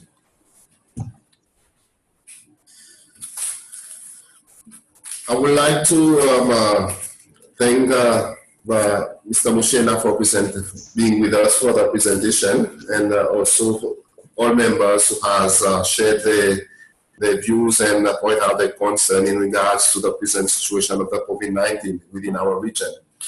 So, with your guidance, Madam SG, shall we move to our next business, or will we be taking a break, or your guidance? Maybe a 10-minute break will help a great deal. Yes. So now it's almost 5 minutes to 12 in your. I think it's 12 in your time zone. Here it's almost 2. So we shall take 10 minutes and we'll be back to resume our session where members will now present the situational analysis within their own respective countries on the impact of the COVID-19. We would like them to get prepared, and we shall give them at least 5 minutes for the brief. Yes, 5 minutes will be allocated for members. I think will be okay for your intervention. So we'll see you in 10 minutes time, please. Thank you, Madam SG. Thank you very much, Chair. Thank you, Mr. Mochena. Quite appreciated.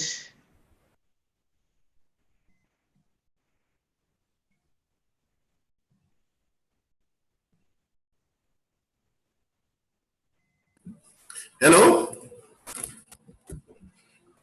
Afternoon?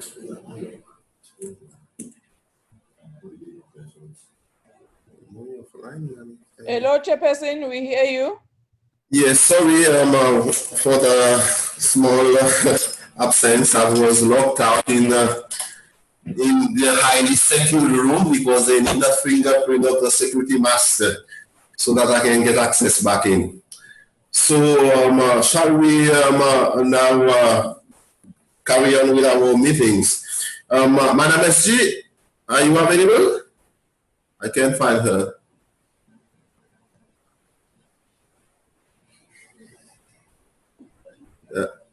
Mr. Domino, you were interviewing, doing some intervention? Botswana? Hello? Yes, sir. Were you? Because I saw you on the screen. I'm online. I'm waiting for the meeting to restart. Okay, all right.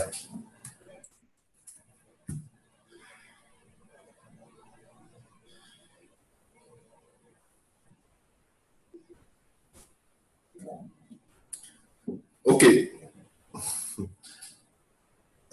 Madam SG, can you hear me? I think your mic is on mute.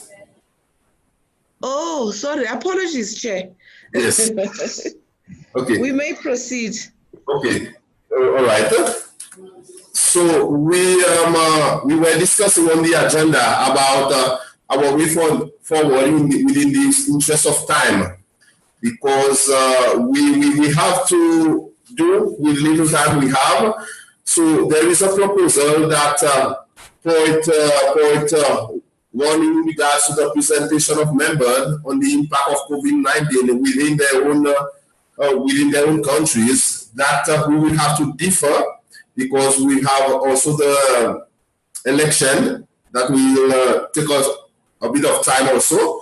So in regards, the proposal is now that we will have a meeting, a similar meeting for the TIFI with the trilogue on the 14th of July. So point number one will be taken as part of this upcoming meeting on the 14th, so that members will get some time also to do any research they feel they need to do in regards to do the 5 minutes presentation. So therefore, we will not be going on with this intervention from members. We will go directly to the election of office bearers. This is in agreement, in line with the SADC request also, in regards to availability of the resource person that will be doing the interpretation also, in line also that they have a meeting in 1 hour time now that they will be needed. So bear with us, and my apology for this slight inconvenience, but you will have your chance to make known your country's intervention on the impact of COVID-19. So therefore, we go now straight to the election of office bearers. Over to you, Madam SG. Thank you, Honorable Chair. At this point, allow me to call upon the procedural officer the returning officer, to deal with the elections at this point. We will go through the guidelines as shared by honorable members and take any questions at the end of sharing those particular guidelines, and then proceed with the process as guided. Thank you, Honorable Chair. Mr. Kurasha, kindly take the floor. Thank you very much, SG, and thank you, Chairperson. Good afternoon, honorable members.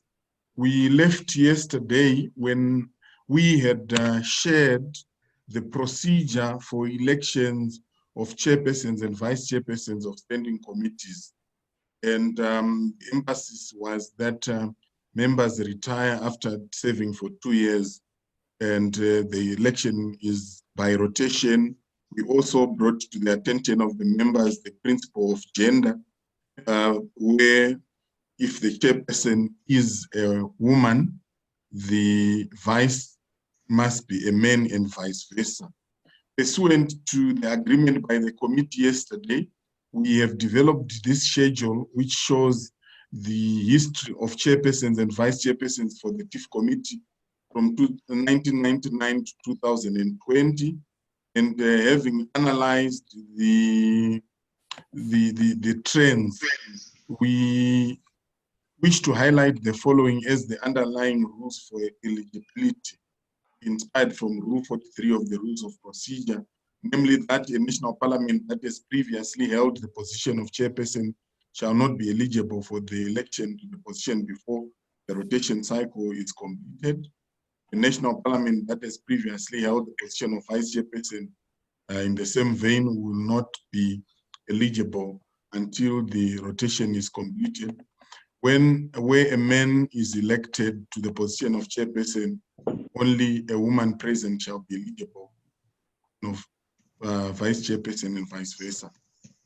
Pursuant to that, honorable members, I wish to draw your attention to the table highlighted in the shared screen, which indicate the countries that are eligible for the position of chairperson for the period 2020 to 2022 in the TIFI committee, namely Angola, Botswana, DRC, Lesotho, Madagascar, Mauritius, Namibia, South Africa, and Zimbabwe.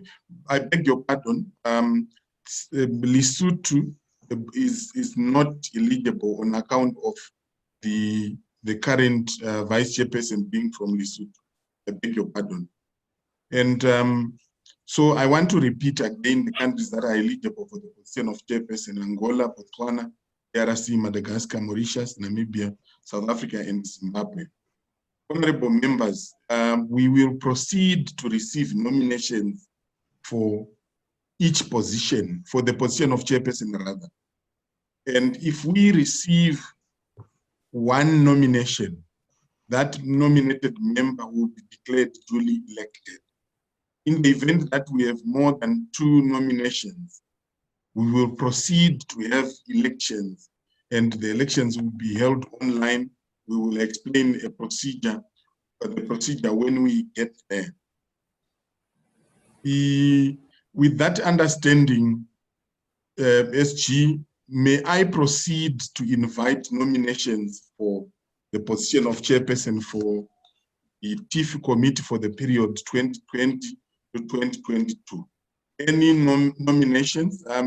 SG, may I request for support, because I'll be focusing more on my screen in terms of any received nominations, if there is any show of hand. SG of your mic. Sorry. Sure, thank you. Honorable members, I would like to invite you to use your chat to send any nominations that you would like to propose. You can go to your chat box. Under your chat box, it gives you an option to send or to communicate either directly with the returning officer. You click where it says everyone to show you a list of names, indicate Shehu Nene Kurasha, and send him your nomination.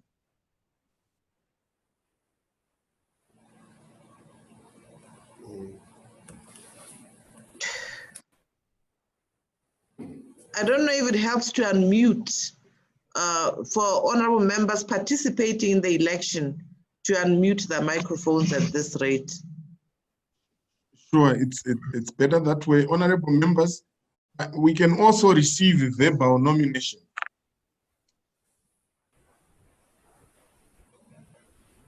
Are there any nominations, honorable members?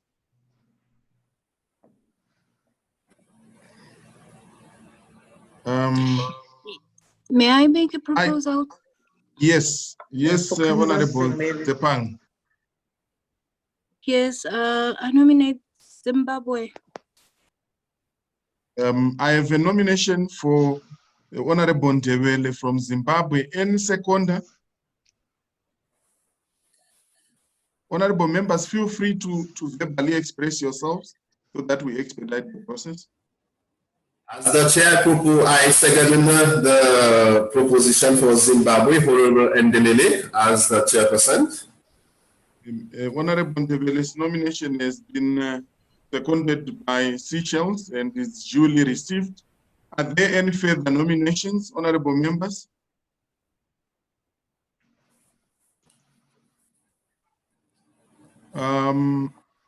Four, are there any further nominations? 3, any further nominations? 2. Any further nominations? 1. Honorable members, I have not received any further nominations. And in line with the rules of procedure and the constitution of SADC, I wish to declare Honorable Ndebele as duly elected the chairperson of the TIFI committee for the period 2020 to 2022. Thank you very much. Without wasting any further time, which I'll give opportunity for the members the elected members to speak at the conclusion of the election. We shall now move to accepting nominations for the position of vice chairperson. And the eligible countries are Angola, Botswana, DRC, Madagascar, Mozambique, Namibia, and Tanzania. Honorable members, are there any nominations for the position of vice chairperson? It shall be recalled that, as I highlighted earlier in the presentation regarding rules, where a man has been elected as chairperson, I would like to send female members become eligible. So shall we have nominations with that in mind? Do I see any member volunteering to give a nomination? I think this one could be by default. I'm not sure, because we have Angola is the only female, considering that Mozambique, Namibia, and Tanzania are not represented, unless I'm mistaken. Thank you. I take that to be your nomination for Angola, Honorable Tepang. Is that in order? Sure, it's in order. Thank you. Thank you very much, honorable members. Is there anyone who seconds the nomination of Angola as the vice chairperson? Excuse me, Mr. Kurasha, I think also, is South Africa a female member? Am I correct? South Africa is represented by the female member. Am I correct? It is represented by a female member, but remember, Honorable, the first port of eligibility is that of countries that are eligible. And the countries that are eligible are Angola, Botswana, DRC, Madagascar, Mozambique, Namibia, and Tanzania.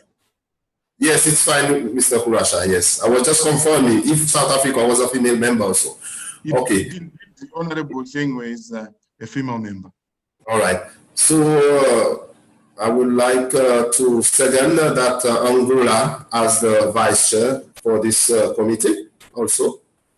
Honorable members, I have received a secondment of the nomination of Angola to be a candidate for the position of vice chairperson. Are there any further nominations? 4.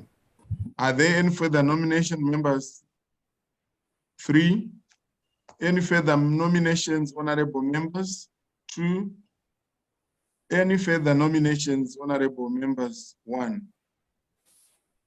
Honorable members, in line with the rules of procedure and the constitution of SADC, the Angola honorable member is the only candidate nominated for the position of vice chairperson. In line with the rules, she is duly elected unanimously. Thank you very much, and I hand over to the SG. I was going to invite the elected members to have 2 minutes each SG, if that is in order.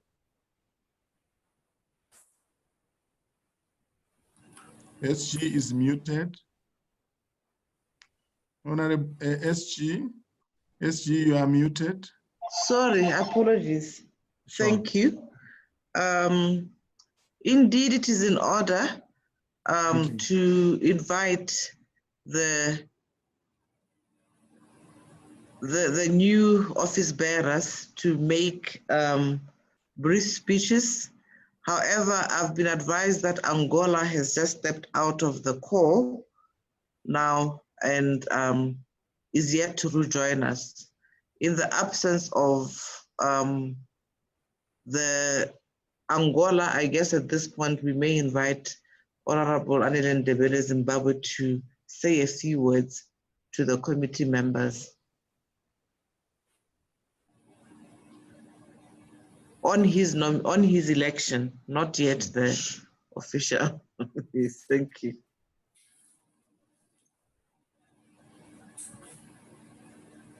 Honorable Ndebele, are you still writing the speech?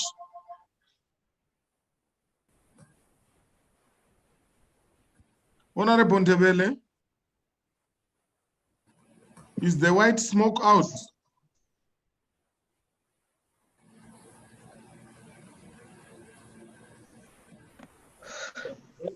Maybe Kurasha. Okay.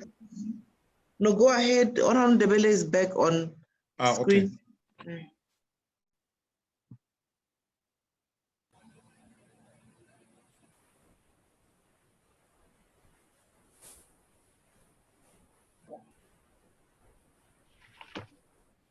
Hello, can you hear me? Yes, yes. We can hear you, Honorable Ndebele. Hello? Yes. Mr. Kurasha, can you hear me? Yes, we can hear you, Honorable Ndebele. Oh, sorry for the delay. The intention was to then go on and switch on the camera. I was making myself look a little more beautiful for purposes of my acceptance speech. No, we thought you were busy writing the speech still. No, better speeches are said off the cuff. I was trying to make myself look a little more beautiful, but let me just go ahead.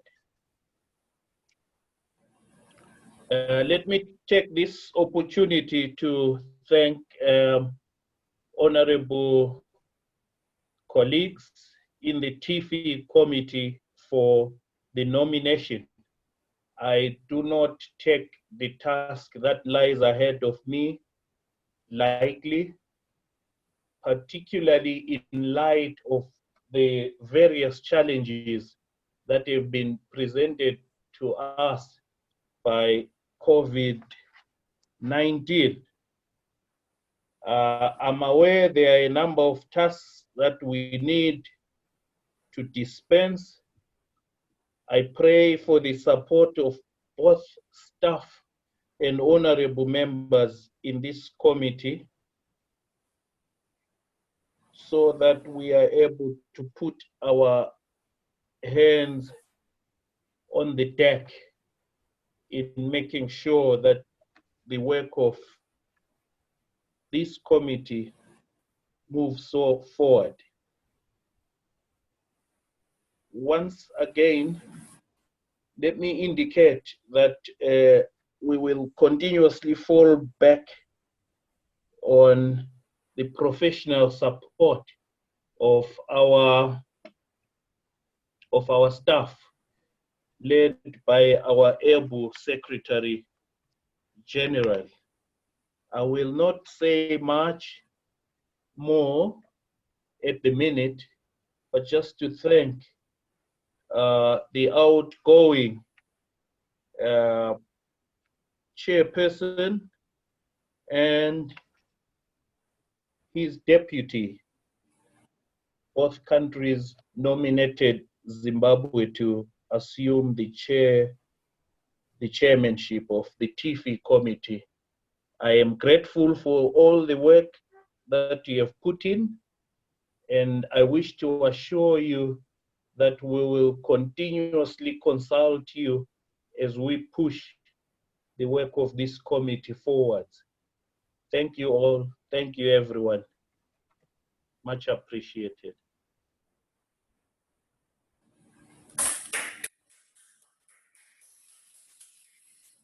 Congratulations to you, my new chair. Thank you very much, Honorable Ndebele. But is Angola back? If the honorable member from Angola is not yet back, SG, I stand guided in the absence of any further announcements, we may wish to move towards adjournment of the meeting. I hand over to the SG. Thank you very much. The new chairperson may now assume the chair and allow me to thank, I don't know if this is out of order. The chair has already thanked. No, thank you very much. The new chair may assume the chair and conclude the meeting accordingly.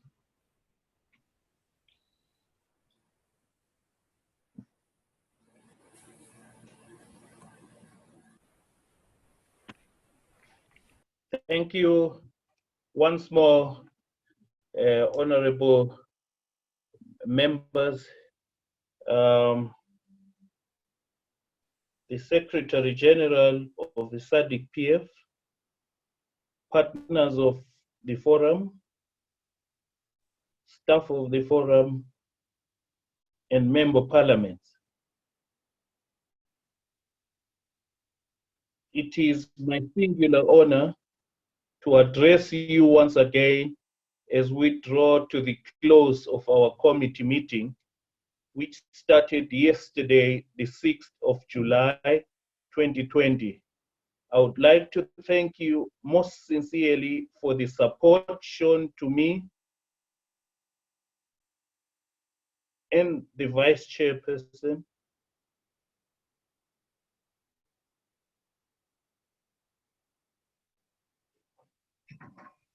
for the entire period, for the entire duration of this meeting. Could I just say something, Madam Madam SG?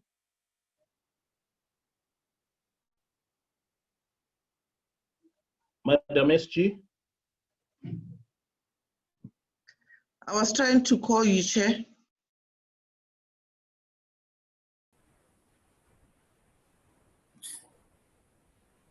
SG, we don't hear you. Can you unmute your mic? We can hear you. The mic is off. Oh, hello? Yes, we can. Yes.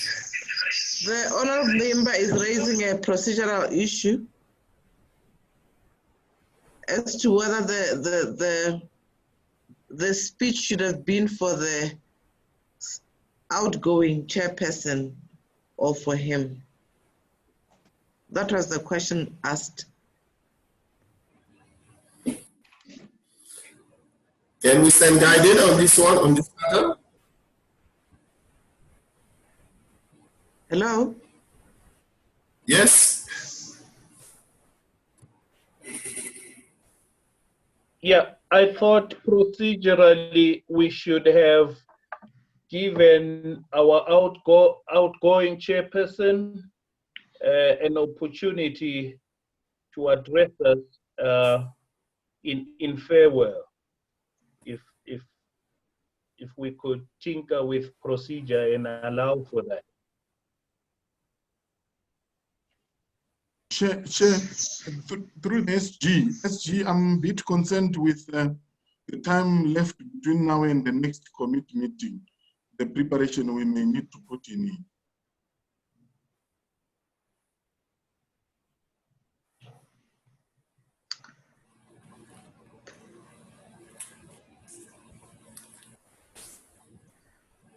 Honorable Ndebele, may I kindly call you offline? Okay.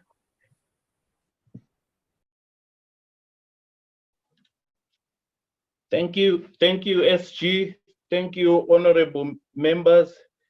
Seeing that time is of the essence in respect to moving to other commitments of the day, let me round off by saying, during this meeting, we have deliberated on a number of important issues that affect our region, especially now during the COVID-19 global pandemic.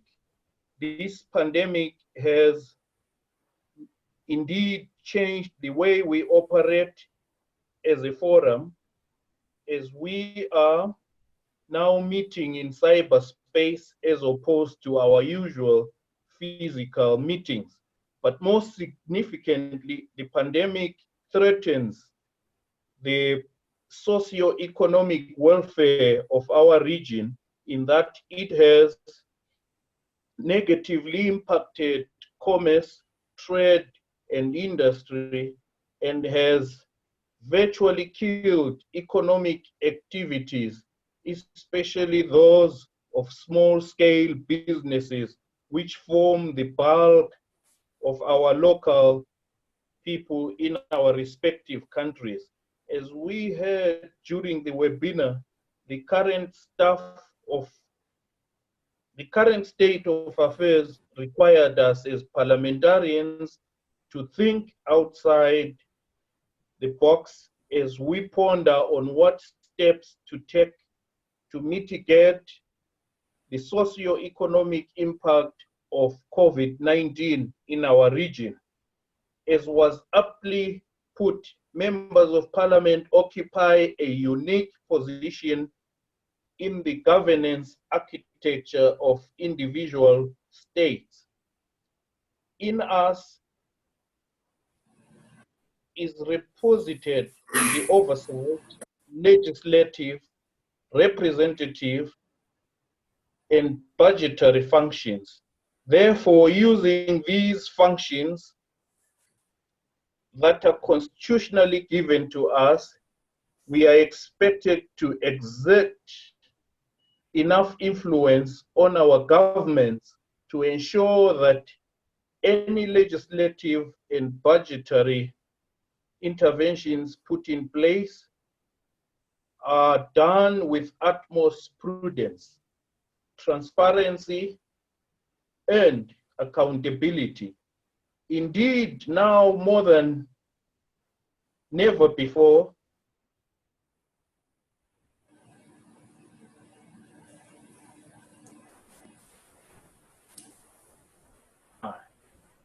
in which we find ourselves. In brief, the pandemic has presented the following challenges on the part of African governments.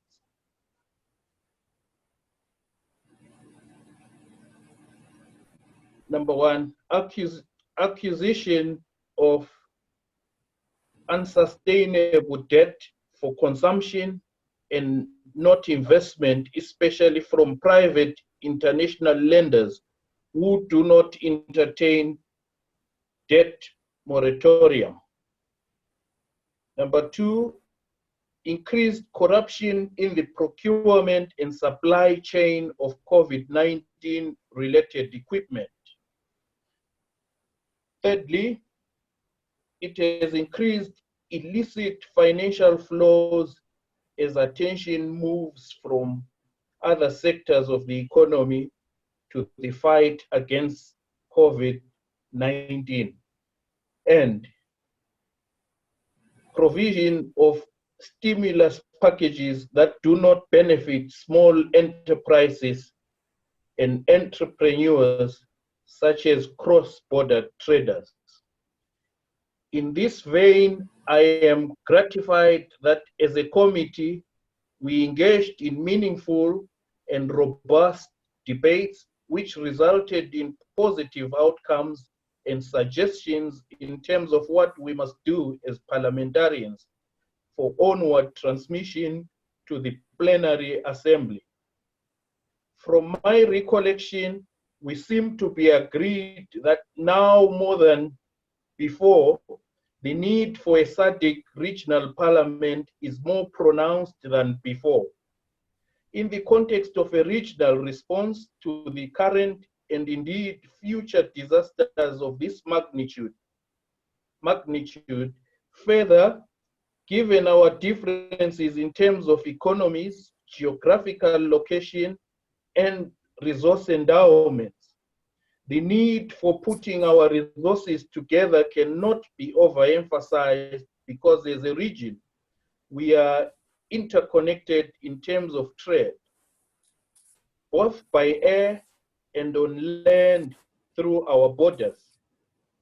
Specifically, as members of parliament, we need to enhance our oversight over the executive during the pandemic by ensuring the following.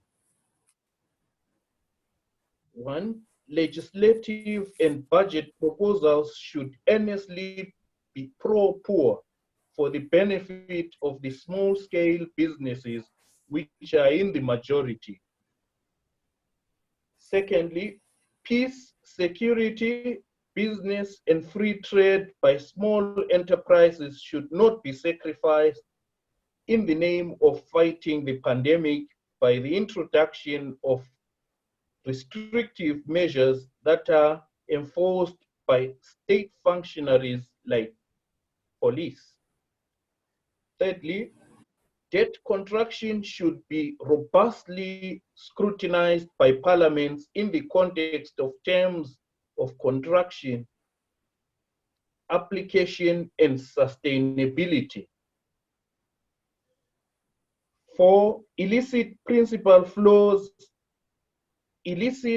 financial flows and corruption in general need to be closely monitored in consonance with civil society organizations that have better understanding of these aspects and are readily available to provide technical and professional support to parliamentarians in their oversight roles, and standing committees of the forum need to coordinate towards a common agenda as they consider a broad range of thematic areas in their respective committees that have all been impacted by the pandemic, such as agriculture, food security, gender disparities, enjoyment of socio-economic rights, civil liberties, democracy, and many others.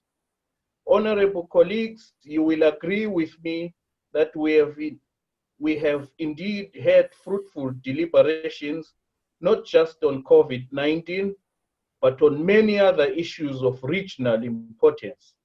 As we draw to a conclusion, I wish to once again thank you most sincerely for having found time during these difficult times to be part of the Zoom meeting. I also thank you for your support throughout this session. I look forward to more fruitful engagements of this committee. Please be safe and continue observing the health rules to prevent the COVID-19 virus. I thank you, honorable members and colleagues.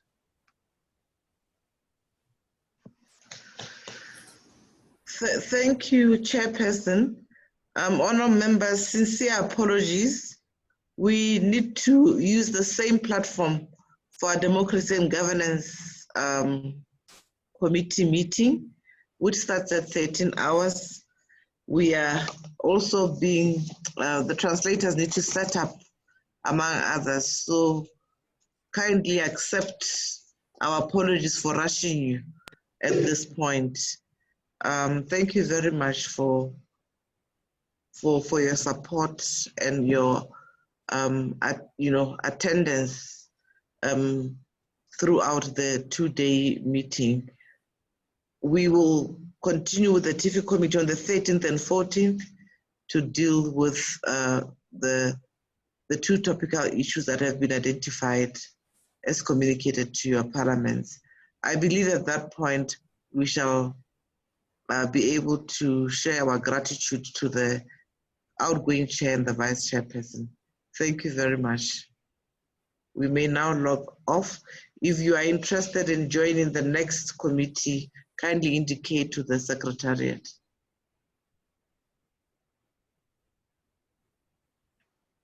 Thank you. Thank you, Madam SG. Thank you. Thank you, Madam SG.